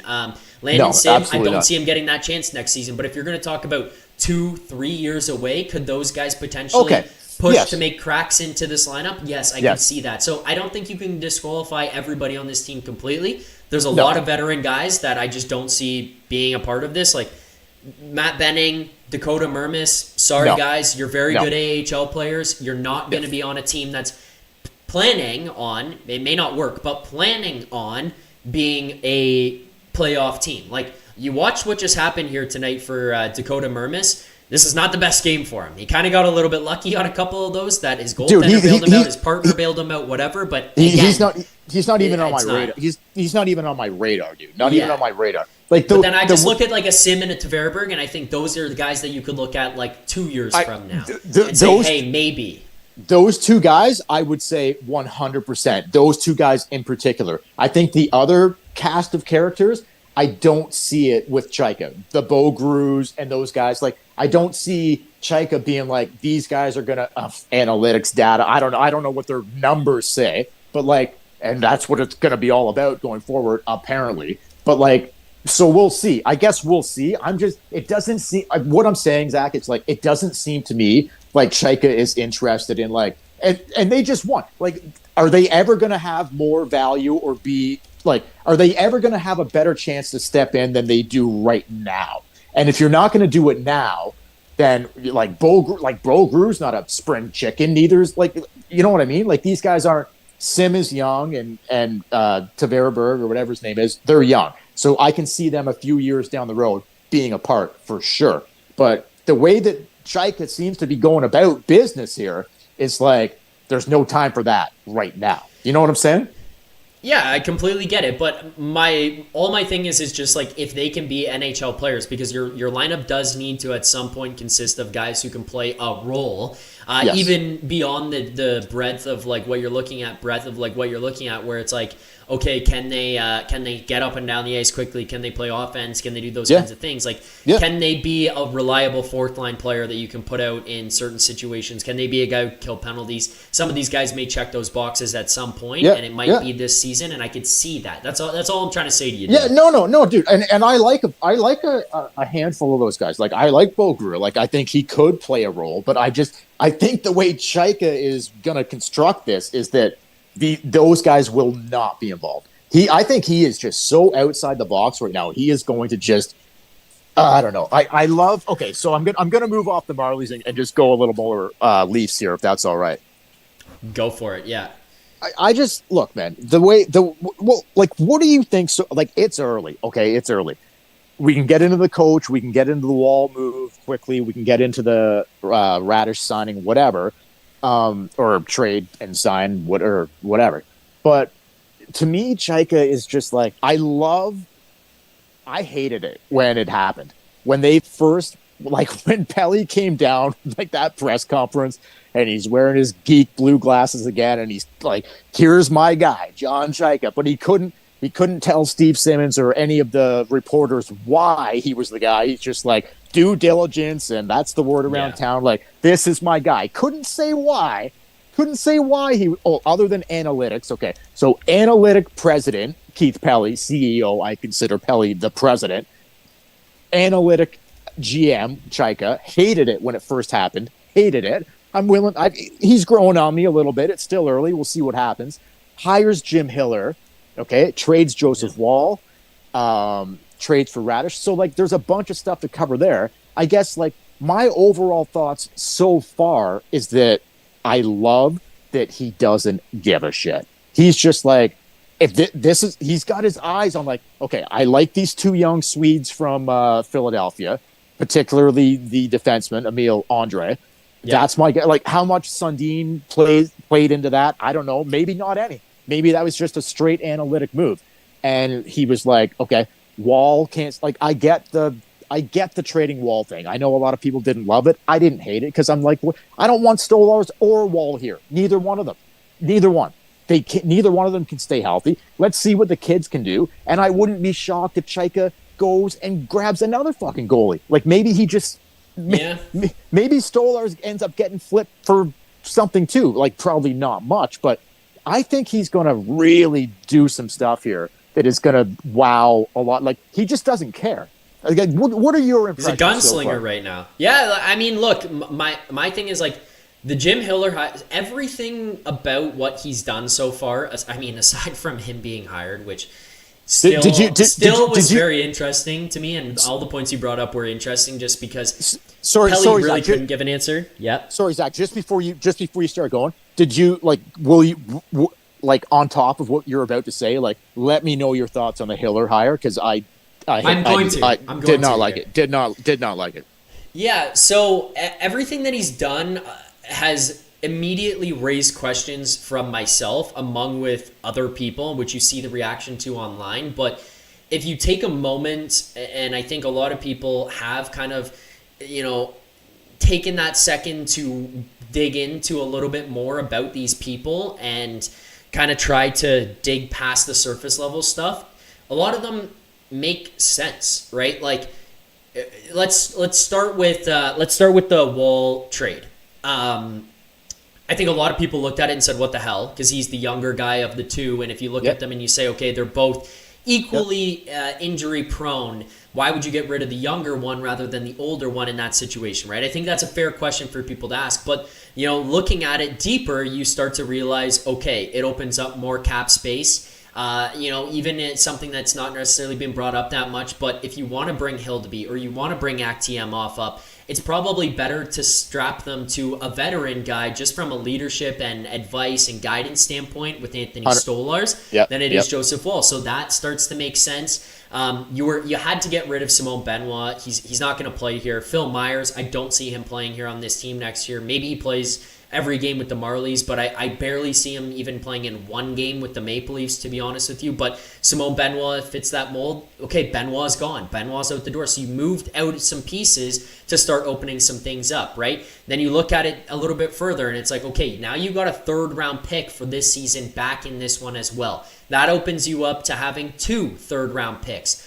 A lot of teams, what they end up doing if they can stack picks in one round is move up to the round above it by using those 2 picks. Can you now get yourself into the second round using your 2 third-round picks? So there's pieces here to be a part of this. It's smart. It's smart, man. It's smart. Right. And you know what, Dale, on top of that, you've opened up cap space, right? What did you need cap space for? We all kept saying, we'll wait and see. Bang, Friday comes, there it is. There's part of the cap space that you needed to open up, and one of the defensive spots. Now I know Benoit's left-handed and Radish is right-handed, but you needed to open up defensive spots regardless. You needed to open up money regardless. You've done so with the Wall-Benoit trade-off and brought back Darren Radish. Now, let's go to the Hiller thing here, and we'll get to Radish in a second, but to the Hiller point, much like everybody else, I kind of had immediate questions. I looked at what happened in LA and his departure in LA. Can I just ask you quick before you go on about Hiller? Do you think, because there's no part of me that thinks Hiller was their first choice. Do you think he was their first choice, or they had somebody else in mind and it fell through? Maybe I'm naive, but I think they picked the guy they wanted. You think after this exhausting month-long coaching hunt or search, you're telling me that the guy they fucking landed on, out of everybody available, was Jim Hiller? The reason I say this, and I'll expand on the Hiller thing as well, but they interviewed 55 people. They did a 2-month-long search in this, and they went in depth to find the right person for this job, or who they deemed to be the right person for this job. They had different types of candidates. They had long-standing NHL coaches. They had guys who had never coached a professional game in their lives, and the guy likes of Joe Pavelski. They had guys who aren't even coaching in North America right now in Dallas Eakins. They had everybody in there. By all accounts, I believe that the report is true. I got to a point where they at least talked to Bruce Cassidy and interviewed him. It came out that Bruce Cassidy had interest in coaching here. And, if you look on paper, just Bruce Cassidy would be a better choice. And I don't see why they wouldn't have picked him. But I think they picked this coach for very specific reasons. And it may not work out, but, you go through all of them. Jim Hiller has had nothing but good things said about him by the players who have played for him. The guys that were under him as assistant coaches, even guys in LA seem to have good things said about him. The biggest concern for me would be that when things got to a pressure point, like what we saw in the series, both series essentially, that he played in, or coached in, I should say, against the Edmonton Oilers with the LA Kings, he kind of got his back up against the wall and panicked. My thing with it is, and the more I've learned and the more I've talked to people and listened on stuff, Dale, is that he was coaching to the roster that he had. And if you look at what he had in that LA Kings team, he didn't have as much talent as what he has here in Toronto. He didn't have as much offensive talent from lines 1 through 4. Even, if you look at lines 1 and 2 compared to what he had in LA and what he's going to have in Toronto. So the defensive style, the 1-3-1 that everybody knows that he played in LA. That's fair. He didn't have, William Nylander on his second line.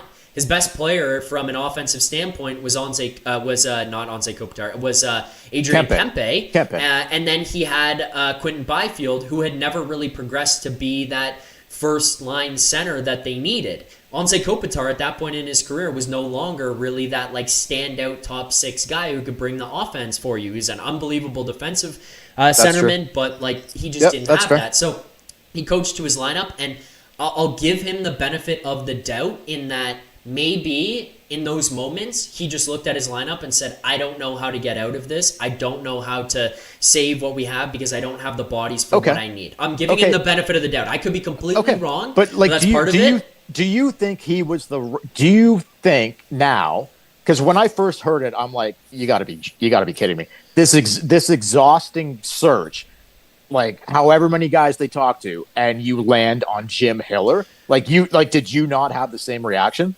Yeah, I did. And look, to be honest with you, even to right now, this very moment that we're talking, I still look at it and think if Bruce Cassidy was there, I'd rather have Bruce Cassidy. But again, Dale, I think part of it is you need the guys in the room to have the right mindset and stuff. And look at the two things that we've heard. Bruce Cassidy wore that room out in Vegas to the point that guys apparently didn't even want to go to the rink.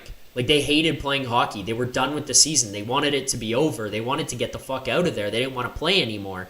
And do you want to have a guy who comes in here and runs hot for 2 years? From a fan's perspective, maybe, because what we like is for them to get yelled at and beat down a bit. But Zach, does that not seem to be the direction they're heading here? They want to be hot for the next 2 years. They want to. They're different type of hot. Different type of hot. I'm talking about. I'm not talking about play on the ice. I'm talking about mental state and emotion. That's a coach who has a shelf life. He's got 2 years, and yes, obviously that matches up with the Matthews thing here. But do you want that guy to come in here and by the end of year 1 it doesn't work and he's got these guys hating their lives and they all want out?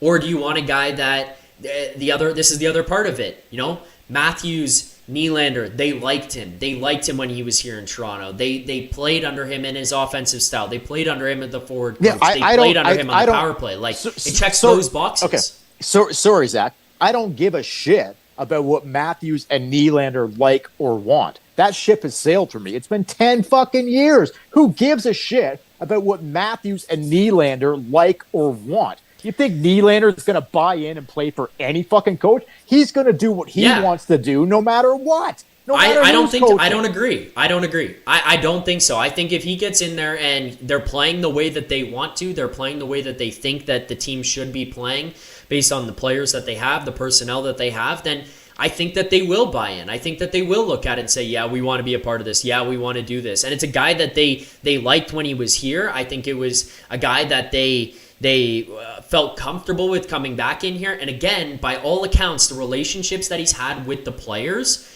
in previous teams, whether he was the head coach or the assistant coach, they all seem to like him.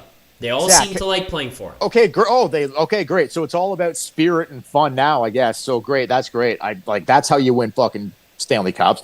Have you ever seen Nylander? Well, it's a part of it. Look at the Carolina Hurricanes. Those guys all love Rod Brind'Amour and would die for Rod Brind'Amour. Yeah. Look at what happened in Vegas after they changed the coach. Those guys looked like they were reinvigorated and had a different sense of purpose in life. Sure, man. When they were playing under Bruce Cassidy, they didn't look inspired at all. So it does matter. Look at how this team played under Craig Berube. You could very clearly tell they were not inspired. No, I imagine if Brind'Amour was my coach, I would be willing to jump through a wall for the guy because he's a great, inspiring coach. I don't see that with Jim Hiller. I'm willing to give him some time and the benefit of the doubt. We'll see what happens here. I don't see William Nylander buying into anybody. Babcock, Keith, Berube, Hiller. When has Nylander ever bought in? Tell me. He looked pretty good under Sheldon Keefe. Okay, but they kind of played run and gun under Keefe, kind of. They played more offensive. They played with the puck. Like, those are also all key things here. Like, okay, Bruce Cassidy probably does that as well. I will concede on that point. But, like, again, the style of play matters for what they're going to do. And it seems like he wants to play the style that Chaika wants them to, and that Nylander and Matthews want to play. Like, they want to play with the puck, and they should play with the puck. They're some of the best offensive players in the world. And if that's what's going to happen, then that gets them in the right direction. That gets them buying in a little bit more to wanting to show up to the rink every day. Like, that stuff does matter, Dale. It is important. Okay, that's fair. Okay, couple quick things, and we'll get out of here. Or I'll get out, and we'll get out of here. And I'll get out of here, Zach. Sorry, brother. Okay. Like, I agree with, like, I get what you're saying. I just ultimately find it hard to believe that, like, we've been watching this cast of characters for 10 years. I just find it hard to believe that they're going, like, Nylander's going to buy into anything. I hope I'm wrong. I hope Matthews and Nylander come back with a chip on their shoulders and are like, yeah, okay, no more of this. It's serious time. But when I hear the new head coach talking about spirit and fun and all that, like, yeah, okay, those things are important. But, you know, between the hours of 7 p.m. and 9:30 p.m., it's not about fun. It's about business. You earn a lot of money to help this fucking team win. It's about business. It's about doing your fucking job and doing whatever it takes to help the team win. It shouldn't be about I get that, fun. Dale, but I get that, Dale, but if you show up to work for your 9 to 5 every day and you hate your life, are you more or less likely to work hard and do everything that you have to do to be successful at your job? Or if you love going to work every day, are you going to be more inspired to get up and go in there and do your job to the best of your abilities? That's kind of part of what I'm looking at with this. And I get it. I understand what you're saying, Dale, where it's like, you're paid to do it. It shouldn't matter. But at the same time, they are human beings. And if you are miserable to go to the rink every day because you can't stand the coach, you hate the way he talks to you, you hate the way he talks to your teammates and your peers, and you hate the way he conducts himself, then how is there going to be a buy-in anyways, no matter how good the guy is at X's and O's? Like, that is a concern. And that's kind of just what I'm getting to with this, where it's like, I'm not necessarily sitting here and saying, like, bring back the music, let's have DJs at practice again. Like, okay, maybe that was too far. But the whole point is, if you enjoy going to the rink and you want to play for the guy, you're much more likely to be like, I'll do these things that you want me to do. I'll do these things you ask of me. Again, look, this thing could blow up in our faces. By the end of November, this thing could be fucking over, and it doesn't matter, and this conversation is moot.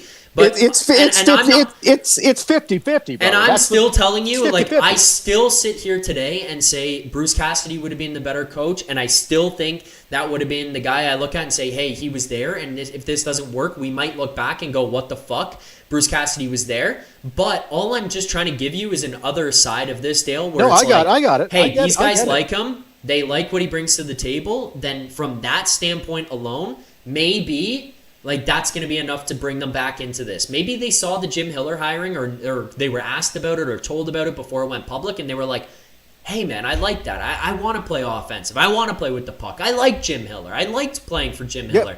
And now it's a different approach than, the other thing to all of this as well, Dale, by the way, if we're going to go off of Bruce Cassidy in particular, who is Austin Matthews very good friends with? Jack Eichel and probably, I believe, Mitch Marner. Right? Yeah, of course. They were just in Vegas, and both of them just hated their lives going to the rink every day to play for Bruce Cassidy. Well, then, okay, so if they're going off of, if that's the reason why they didn't go with Bruce, then this organization is doing things for the wrong reason. I'll say that. I'm not saying that's why. I'm just saying that could have been a factor. That's a piece of the puzzle here. And I don't know if it is or if it isn't, but if two of his best friends didn't like Cassidy and the Leafs didn't hire... I don't think that's why they would have done it. I think that probably also can just play a factor, though, where it's like, hey, this guy's going to be miserable, like, or these guys are not going to like playing for Bruce Cassidy. They know what he's like. Everybody knows what he's like. And they're looking for people who check the boxes of being a people person and being able to manage a room and manage the stars, because that is an important piece of this. That's Zach, that's fair. But is this not also fair? Like, you're going on what, like, Matthews is basically telling you, like, no, I don't want this. Don't do that, because Mitch didn't like him and because my buddies Mitch and Eichel didn't like him. Well, yeah, that would be the wrong way to do it. But again, I'm not saying that's why. That's not going to be the be all end all of it. I just think that probably factors in. Like they talked about in the press conference. Yeah, you're right. You're right. It's not even speculation. They talked about in the press conference the fact that Jim Hiller is a guy who had all of those attributes of like, you know, bringing fun or bringing like enjoyment back to the game and wanting to play this certain style that guys were going to love and buy into and those kinds of things. Like those do matter. One attribute before a couple quick things before I go. One attribute that Hiller does not bring is winning. I'm sorry, he doesn't have the winning pedigree. He just doesn't. Maybe he will going forward. Like the book's not out on Jim Hiller, and I'm willing to give the guy a chance. I did not like the hire. I still do not. I'm willing to let it play out, but he does not have a winning pedigree. We'll see what happens. Quickly on Radish, and You're right, quickly on Radish, and quickly on the draft coming up a week from tonight. I just want to get your thoughts on this. I got a couple quick things. Radish, like the right call. Like, would you have like? Obviously, they gave up nothing to get him. I love the urgency of Chaika being like, you know what? This is my guy. I'm going to get him right now. I'm not even going to let him get to the mark. Obviously, some of it has to do with Radish wanting to be here, which I also love. He wants to be here. But who in their right mind is turning down an 8-year contract worth $68 million contract, 8.5 per season, when the guy has never made $1 million in one season ever in his life? I mean, this guy hit a fucking grand slam to the moon signing this contract, Darren Radish. But your thoughts on the Radish thing, and then one last thing on the draft before we go. I like it personally. Like, would someone have paid him 9 or 9.5 or 10 on the open market? And Chaika was like, "This is my guy. I'm not going to let him go to free agency. I'm just going to step in there, give him a bit longer term, cheaper AAV." What do you think? So I think I could definitely see a situation where somebody on the open market came in and said, well, and remember, by that point, if he gets there, the max that he could sign for is 7 years, not 8. So that plays a factor, I think, in why he gets 8 here. I do think if he went to open market, somebody gets horny and somebody says, we'll pay him 9.5, 10. They just get a little overexcited. They say, this guy's available. We want him. And then by the time there's a bidding war, you know, Chaika and the Maple Leafs may be looking at it and saying, we don't want to go above 8.5. Like, that's where we'll go, and that's it. And then getting that extra year allows you to get to 8.5. I do also think there's part of it where it's like he wanted to play here, but, you know, it was brought up in the chat by somebody earlier and said, why would you pay him, or why would you trade for him now when he obviously wanted to play here? Part of it is you got to remember you're saving money. That's why they did it. Yes. I mean, part of it is also if you get to free agency. Like, Zach, put yourself in this guy's shoes. Like, if you get to free agency and the Maple Leafs come and they offer you 8.5 by 7, and they say that's the max we'll go to, 8.5, and some team comes and says we'll give you 10 over 7, and then you look at the deals and you look at the money and you say, wow, I can't pass this up. I gotta take the 10. Like, by the time you get offered that extra money, $1.5 million, $1 million extra per year over 7 years, you might be looking at it and saying, fuck it, we gotta do it. Now, the thing for me with the deal is the salary cap projection of how much it's supposed to go up over the next little while, over the next 3 years, and then extrapolate it beyond that if it continues to rise at that pace. By the time you get to year 7, he's going to be like a $6 million, based on like what today's numbers are. He would project out to be effectively like a $6 million AAV defenseman, right? Oh, dude. And if he gets to that by that point, like, you know, an $8 million deal right now carries a lot of shock value, because if you look around the league, you look and say, holy shit, that's basically being paid like a number 1 defenseman in a lot of places.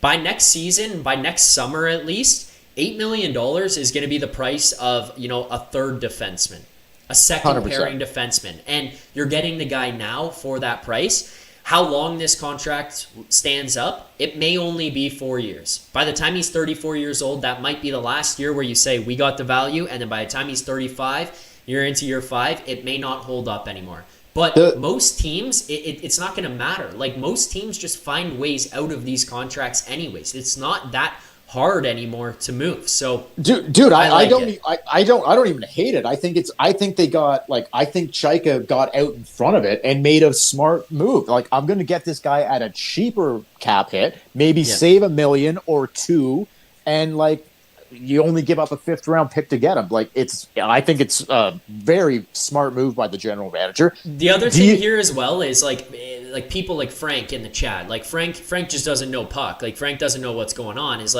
there's this association to Radish that they just got an offensive defenseman and he may not put up those points again. I don't think that John Chaika and the Maple Leafs are expecting Darren Radish to put up 70 points a season every single year. No. And he's not just an offensive defenseman.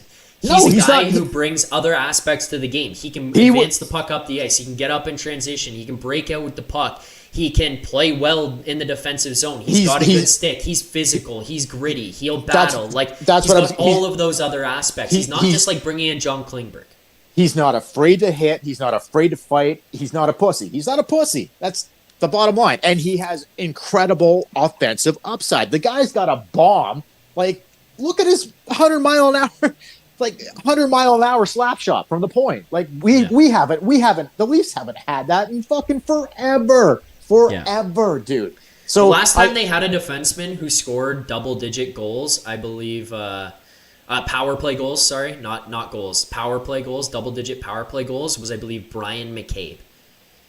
And Kaber was that was when Sundin was still there. So you're going back a long time. Yeah. And it's a long time. It's for sure. I don't love that he's 30 years old, but it is what it is. Let me ask you this one on Darren Radish. The 3 top defensemen available in unrestricted free agency were Darren Radish, John Carlson, and Rasmus Anderson. Out of those 3, if you had your pick out of the litter, out of those, Darren Radish? John Carlson and Rasmus Anderson. Okay. Yeah. If you had your pick, Anderson's 32, Carlson's 36, Radish is 30, just turned 30. If you had your pick of the litter out of those 3, which one of those guys would you bring in? To me, it's Radish all day. It's Radish. I think it's Radish because I think the age factors in of those 3. He's the youngest of the 3. I think from the standpoint of what he can bring you on both sides of the puck, and the other thing I think is maybe you look at Rasmus Anderson and you think there's other areas that he's okay, maybe he matches out to be a little bit better Radish in certain aspects. I think the one thing that he has with the shot is so much better than Anderson's, and it's the thing that they've been desperately needing. 100%. I don't think Anderson and Carlson. I don't hate Carlson. I think he's a good defenseman, but I don't think he's 36, man. I don't want to bring in another Tanev here that's going to just no. I think they made the right call with Radish. We'll see how it plays out. I hope it works out. We'll see what happens. I'll let you go on this one, Zach. Okay. Next week, obviously, next Friday night in Buffalo, they're going to be picking first overall. What's your call? Are you McKenna or are you not McKenna? I'm 100% team fucking 72 here. I want 72 in a blue fucking jersey. Do you feel the same, or are you you open to something else? I think McKenna. I think it's got to be McKenna. I think he just fits what they're looking for. I think you just pull the trigger. You don't overthink it. You just take the guy. Is it as simple as that though, or do you think they might overthink this? I don't know. I think that they go with McKenna. Okay, so if they do, this is the last. I hope, and that's what I hope they do.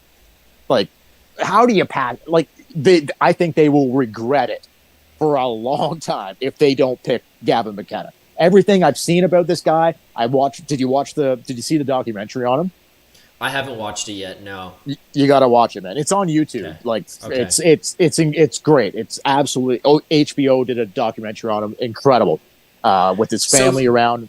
Like, just incredible stuff. The one thing too that I'll say, like, between the Stenberg, because it's debate is basically Stenberg or McKenna, right? First, the one thing that I think I've heard enough from people, whether it's Merrick or Stephen Ellis or the guys talk about on DFO Live with Tyler and Hutz, is that when you look at the guys, Stenberg, the way that they project, Stenberg is the better all-around player right now. But you can't look at how they are right now.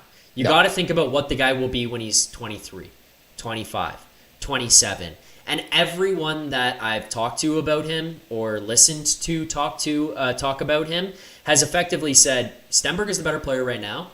But what you get by the time you're like 23, 25, well, that kind of stuff is McKenna is more likely going to be able to give you 90, 100, 110 point seasons. Stenberg is not going to be able to hit those marks. And at some point, you might look at it and say, well, shit, we need a guy who can do both and play on both ends. But Gavin McKenna isn't weak defensively either. That's the other thing that it kind of just gets lost in this conversation, is that everyone looks at him and says, well, he scores a lot of points. He must be bad defensively. He's got a lot of work to do, but he's not bad. I know your boy Merrick is like heavily involved, or I think was like had his eye or like ear to the ground with the draft combine. Everything I heard coming out of the combine was that McKenna fucking killed it at the combine. Yeah, he did. So like, what's the like? I for me, this is a no-brainer, dude. An absolute no-brainer. You take the best player available. Is he going to help you the most next season? Maybe not. But like you just said, 2, 3, 4, 5 years down the road, this guy is he's going to be a superstar. There's no doubt in is he going to be McDavid or McKinnon? Probably not. But he's going to be a superstar. There's no doubt about it. There's no fucking doubt about it. Here's last thing I'll say to you, Zach, is if they do draft Gavin McKenna next Friday, who do you see on this team right now? Like, you're going to have to insulate this guy. You're going to have to protect him because, he's still a young kid. He's not physically, like, growing yet. Like, do you see a guy in that lineup currently that, like, you got to protect this kid is where I'm going. Do you see anybody that's going to, like, who's going to stand up? Like, who's going to protect him on this current roster? Yeah, I mean, I don't know. Like, if he's playing with Austin Matthews, and I know I'm saying something that he hasn't done, and you're expecting something different, but you're hoping that maybe this injury situation changes it. But it's like, is Matthews going to step up and stick up for the kid if he's playing on his line? Then you look down in the lineup, like, John Tavares plays differently now. We saw him last season, and even the season before that, start to play with more bite. Matthew Nyes plays with that jam. You see Darren Radish plays with that. Jake McCabe plays with that. Oliver Ekman-Larsson plays with that. A healthy Chris Tanev plays with that. So, like, there's enough people here. Even Easton Cowan sticks up for guys. Yeah, I know. Right? I know, and Gavin McKenna, I also think, is going to stick up for himself, and it's going to be a much different feeling thing bringing him in than it was when Marner, Matthews, and Nylander got here, where they wouldn't do it for themselves. I do think McKenna will. The bigger question is, what happens when he takes a big hit? Will Matthews step up? I don't know. I really, really hope so. I really, really hope so. But, I mean, honestly, Dale, like, that question will only be answered when it happens and we see it. As for just, like, little things and physical, like, pushing around and stuff, I think he'll stick up for himself, and I think there's enough guys in this lineup that at least have enough. Like, you don't have Ryan Reeves here, you don't have Tom Wilson here, you don't have those Radko Gudas here, but, like, you got guys who can at least stick up, and I'm not worried about that, to be honest with you. All right, I am a little bit, but I hope you're right. I hope you're right. All right, Zach, I spent a lot of your time here. Sorry, dude, good, but all good.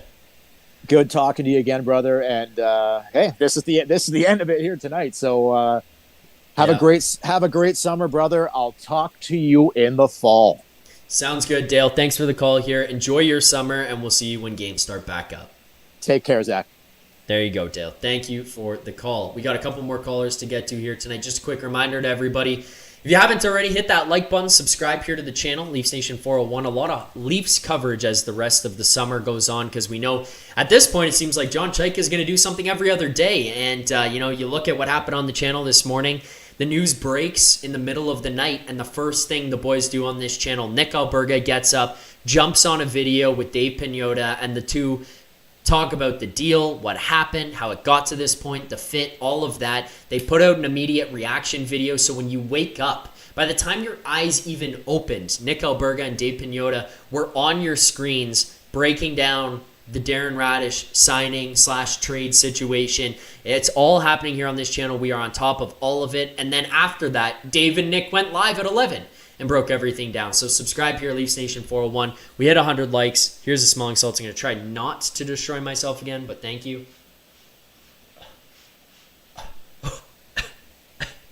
I can't begin to tell you guys how strong these things are. Let's go to our next caller that we've got waiting on the line here. Let's welcome in Alex A. What's up, Alex? How you doing, buddy? I'm doing pretty good, Zach. How are you doing?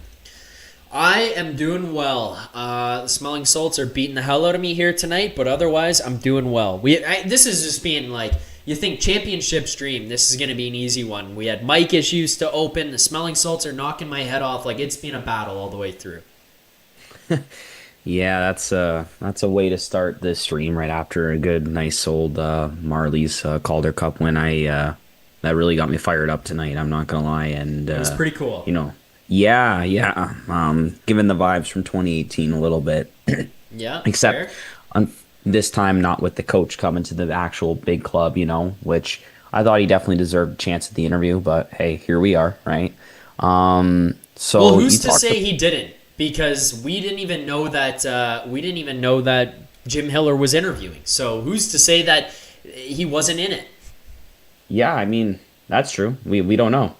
We don't know. So you talked about a lot with the previous callers here, so I'm trying to think of something else to talk about, which while you were kind of finishing up the other calls, I kind of thought of something. I'll probably talk to you still about Darren Radish and some other things, but kind of talking about next week, the draft, right? Because we have some picks, and I don't know how familiar you are with some prospects, right?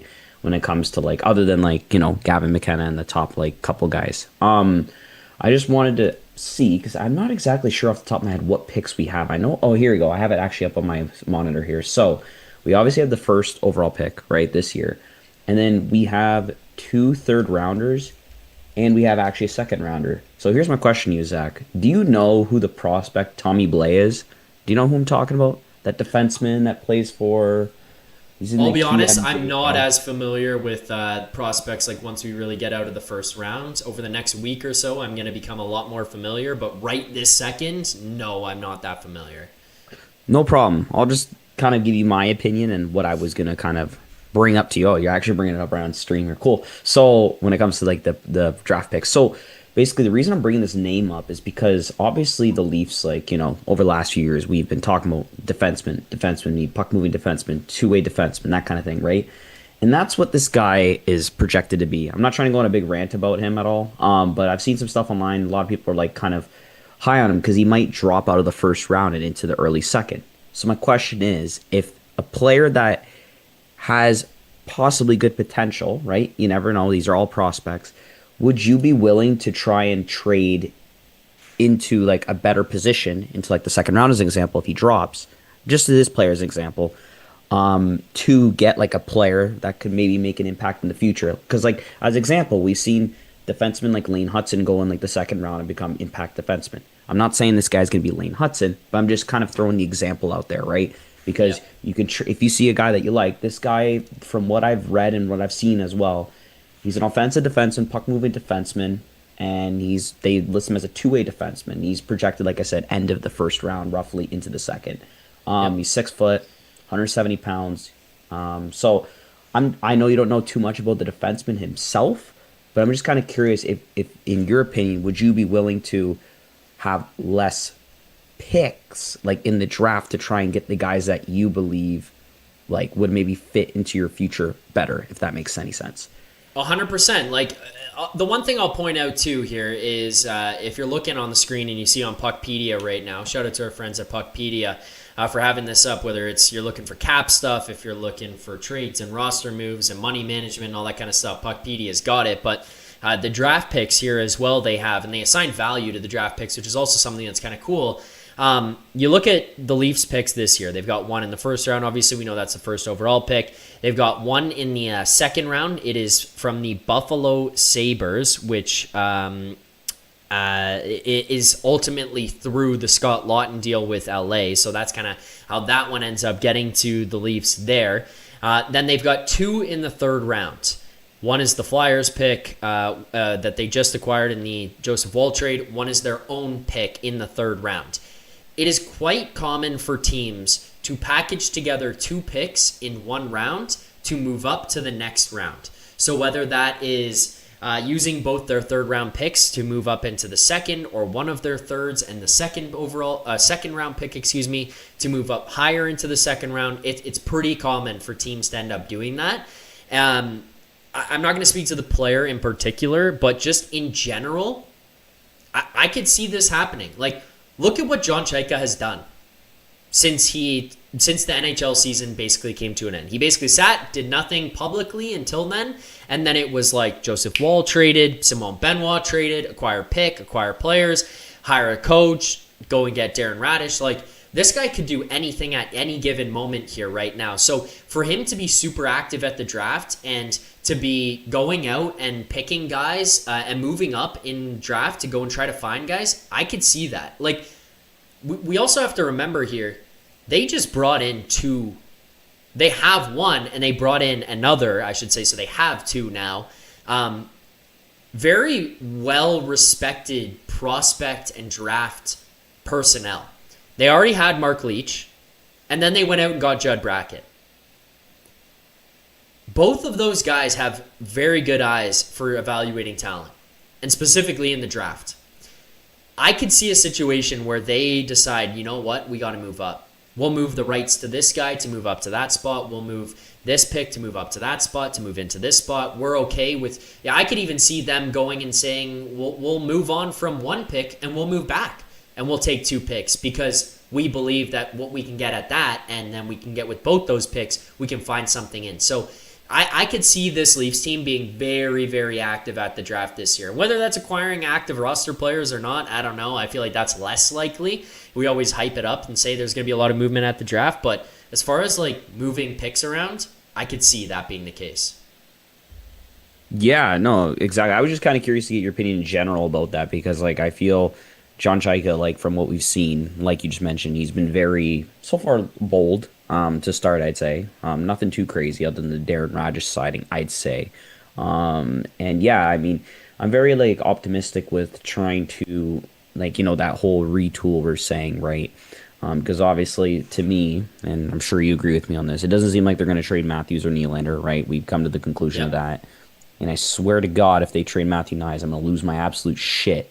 But anyways, I don't think that's going to happen. And if it does, like I said, I'll lose my shit. But anyways, yeah, so like, I'm very curious to see. I think the next, like, what is it, 2 weeks here? I don't even know. 2 weeks or so, give or take.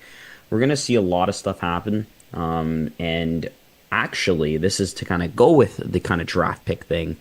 Do you think the Leafs, maybe John Chaika, because, you know, it's unpredictable what he's going to do.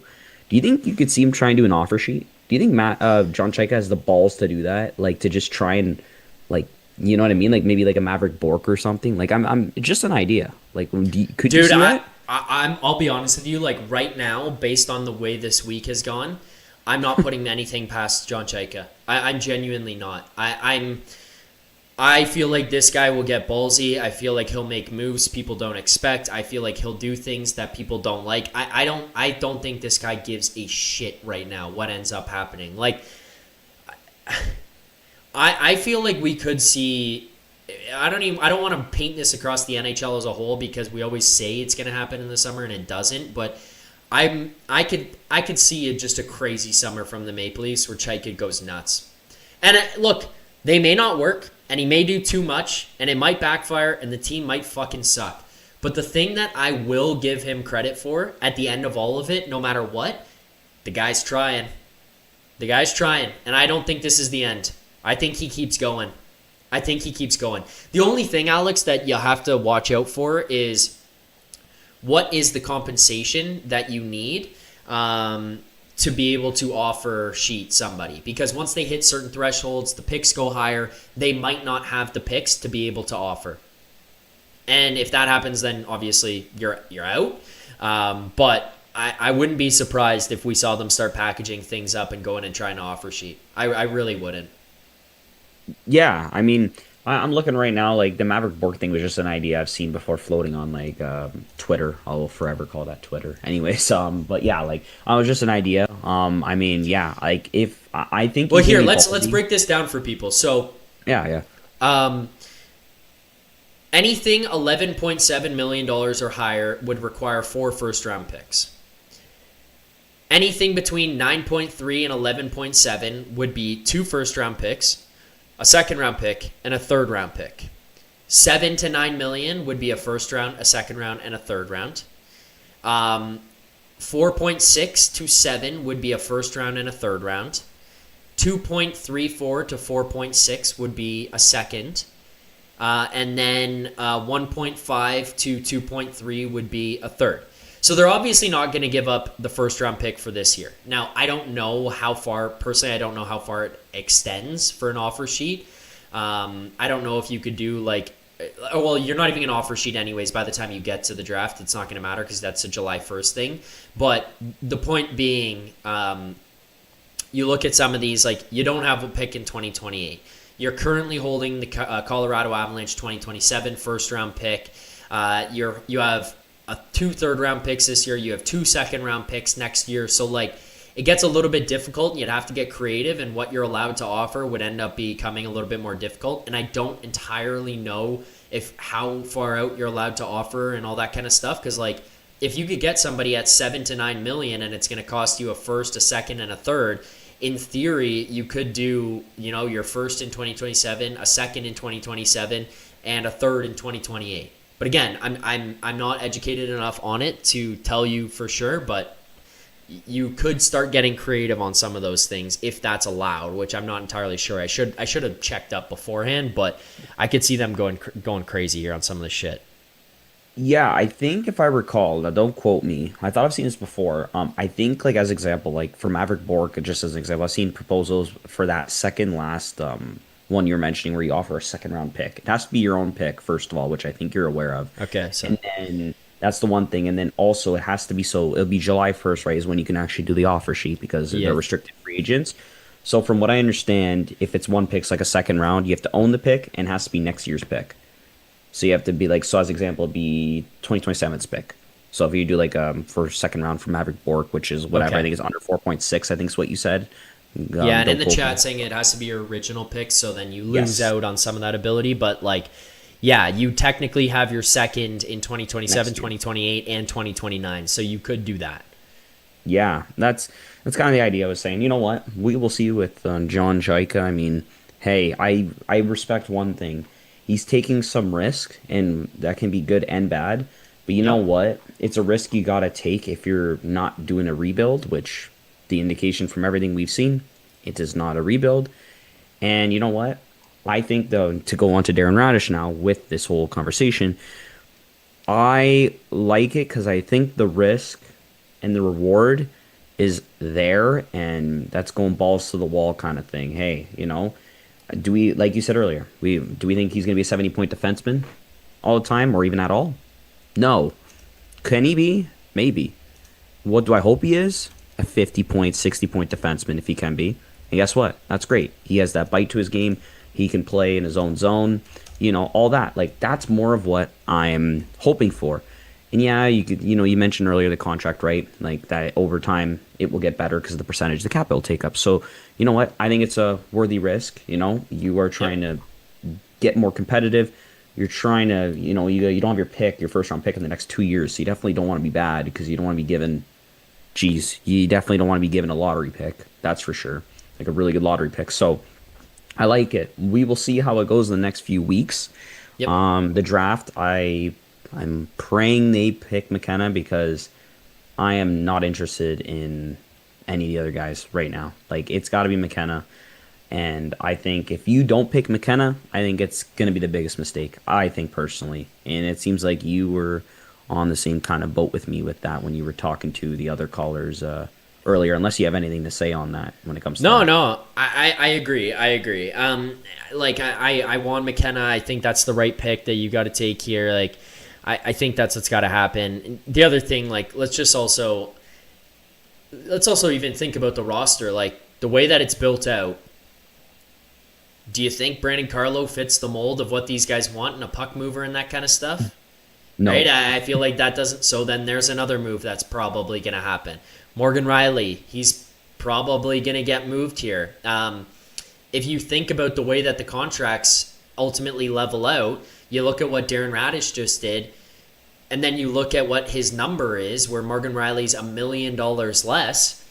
I don't think anymore you're looking at a situation with Morgan Riley where you've got to eat money or you've got to give a pick to get somebody to take him. I think there will be like legitimate interest from a team. Now, the problem you run into is that you might not get something full value in return because everybody knows you're handcuffed where he can control his own destination. So that becomes part of the problem. But if a couple of teams are interested in him, you might end up in a spot where you can get something back. So then there's that. And then if you move off of him, that's $7.5 million. You're right now sitting here with the current roster at $18.795 million available of cap space. That doesn't include, or that includes, no, that doesn't include, sorry, trying to think of how I'm trying to say that, Brandon Carlo, Max Domi, and Morgan Riley. Max Domi, and praying for him just like in terms of his general health, like as a human being, because you never want to see guys just not be able to because of their health. Like you'd rather see them call it quits on their own terms, but we don't know what his health situation is. He might not be able to play. So then that's more money that's freed up. Get rid of Brandon Carlo, that's more money. Get rid of Morgan Riley, that's more money. And all that does is just open you up for more moves, more signings, whatever it may be. So I'm very intrigued how these next couple of weeks are going to go leading up to the draft and then into free agency. Yeah, 100%. I mean, everything you just said there, totally agree with. I mean, yeah, so you mentioned obviously the blue line, those guys. Yeah, I definitely think like a guy like Carlo is probably out the door. I just don't see him staying because of the whole it not working. It was Tree Living's guy. He's a trade asset. He is a right shot defenseman. I think a team that, you know, could use a guy like him that has enough puck movers, that needs a guy to be partnered with a puck mover, right? He's still a right shot defenseman. He's not a bum. Like, I know we're going to sit here and people are going to sit here and be like, oh, you know, he hasn't been that great with the Leafs. His value is not going to be what we paid for him. Obviously not. We know that.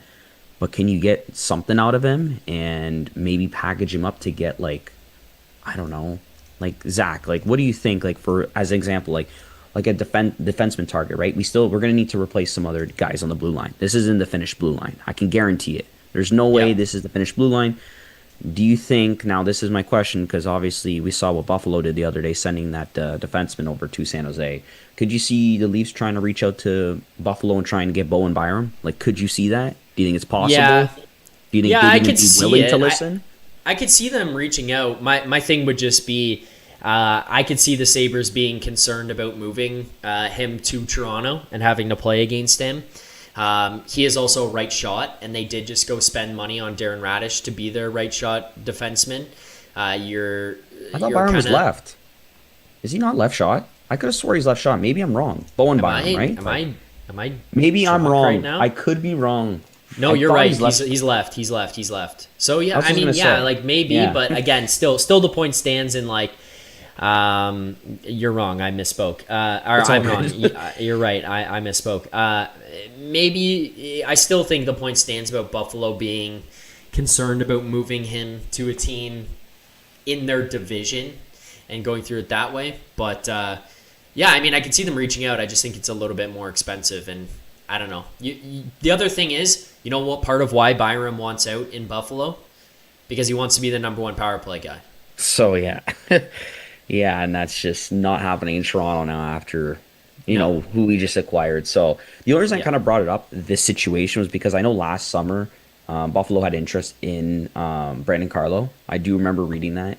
And that was the whole interest with, oh my gosh, Paterka. That's who it was.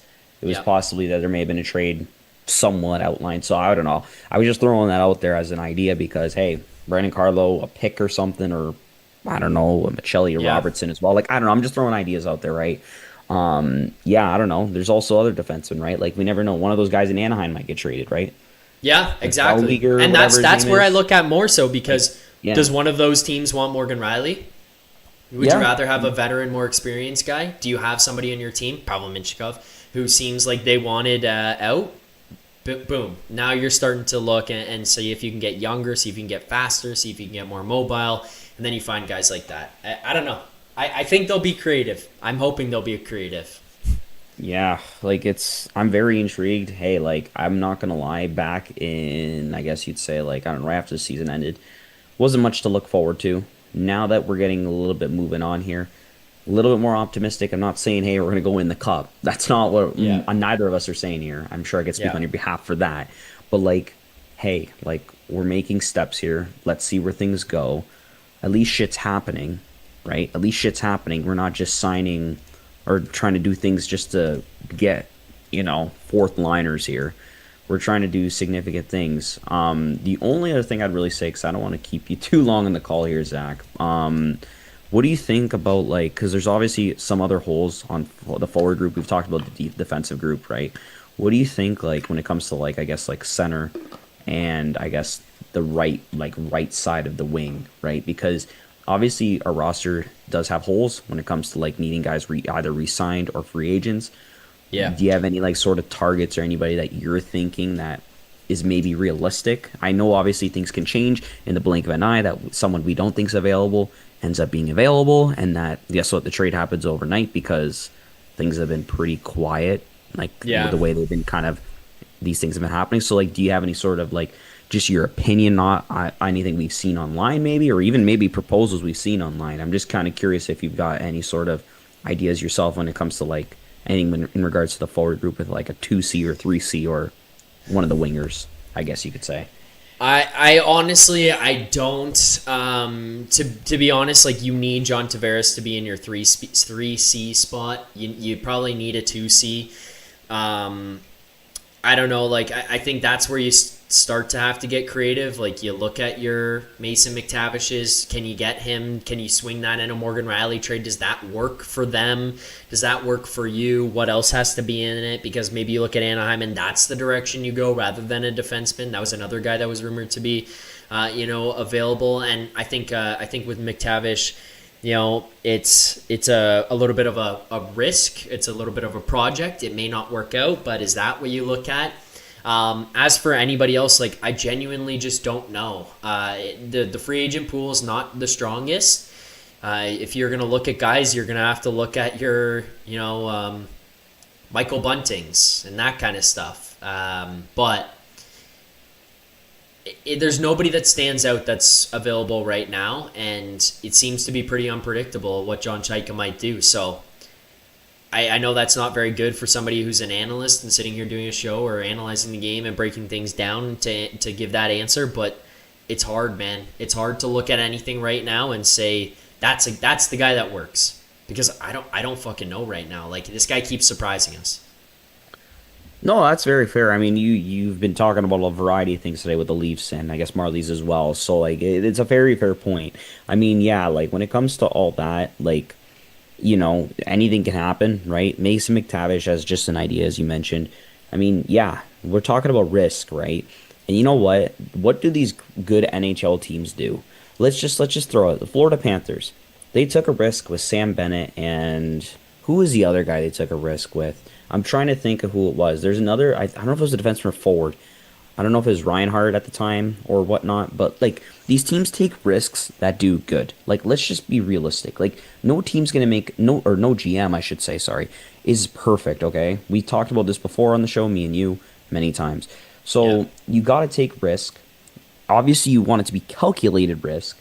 Not everything's going to work. Like go look at as an example, Carolina just won the cup, right?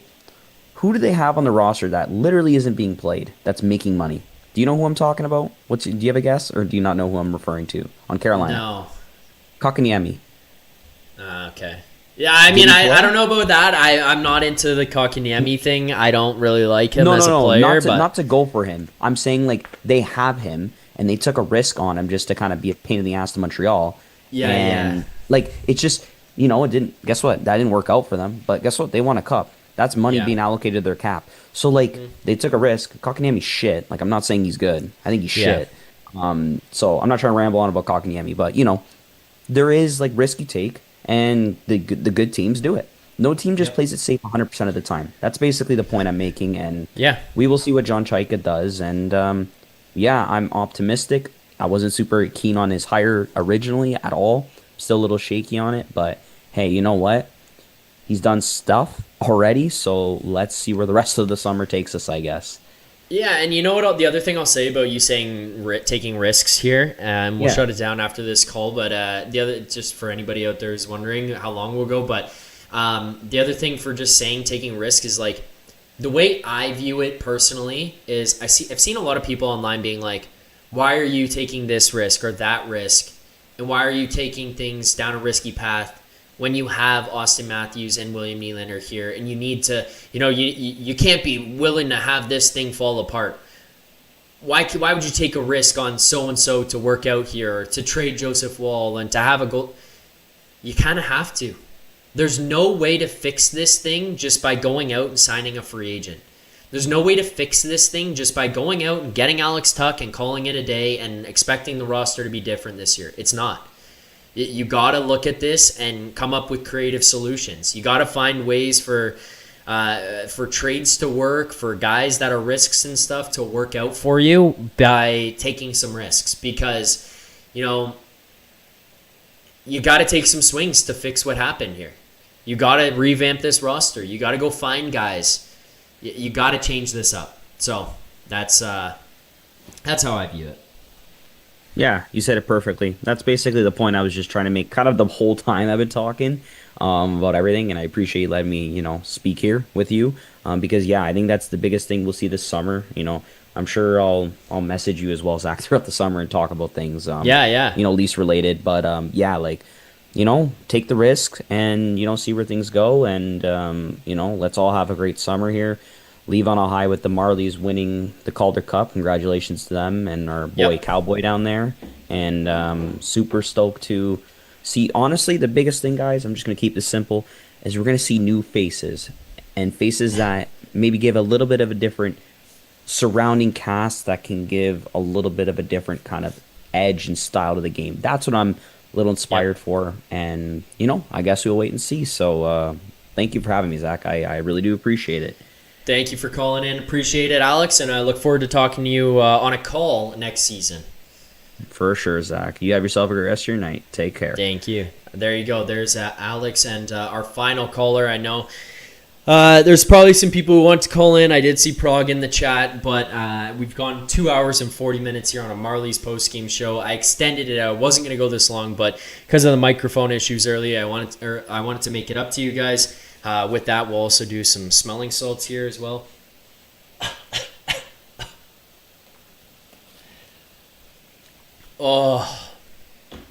But that'll do it for me. I'll probably be on with the boys at some point for some Leafs Morning Take stuff throughout the course of the summer. You can catch me there. I'm on the sheet Monday to Friday with Jeff Merrick. I see your question. 1 to 2 Eastern Time daily face-off YouTube channel, so make sure to check out there as well, talking Leaf stuff and everything that's happening. We'll do some breakdown, instant reaction videos and live shows and stuff like that as things happen throughout the summer as well. So make sure to subscribe here, Leaf Station 401, right here on YouTube. Subscribe. I'll be here doing stuff all summer for Leafs content, as well as on Off the Roster as well. So make sure to check that out for more Leafs content as well. Comes on 10 a.m. to 11 a.m. Eastern Time on the Off the Roster YouTube channel, right before Leafs Morning Take. So you can do 2 hours straight. Toronto Sports Radio, Leafs, Jays, Raptors, Marlies, World Cup, all of it happening on Off the Roster, and then it leads into Leafs Morning Take every day. Super Chat's here to close out. Chaika says, are you not entertained? That comes from Accentius Decimus. Patrick G. Mafia says, Nyes Riley for San Jose, pick number 2. Pick 20, Misa Cagnoni. I don't know who Cagnoni is. I think that's probably way too much for San Jose to give up in that deal for Matthew Nyes and Morgan Riley, but I get where you're going with that. And again, I don't think that solves your issues. I think that makes you weaker. And then the other thing is, again, Matthew Nyes is 23. You're going to draft somebody and hope they turn out to be Matthew Nyes. Thank you, everybody, for watching the show here today. That'll do it for me for this season. Continue to hit that like button, subscribe on your way out. As I mentioned, doing lots of Leaf coverage here on the network and on the channel, so make sure to subscribe to all the different channels that I'm on. But with that, I will be back next season for more Leafs Nation After Dark and breakdowns and all of that kind of stuff. Thank you all for watching. Congratulations to the Toronto Marlies, Calder Cup champions 2026. We'll see you guys next year. Keep believing. For more content just like this, including game previews, post-game live shows, Leafs Morning Take Monday through Friday with Nick Alberga and Jay Rosehill with special guests, as well as instant reaction videos, make sure to subscribe here to the Leafs Nation YouTube channel, turn on notifications so you don't miss anything, and drop a like.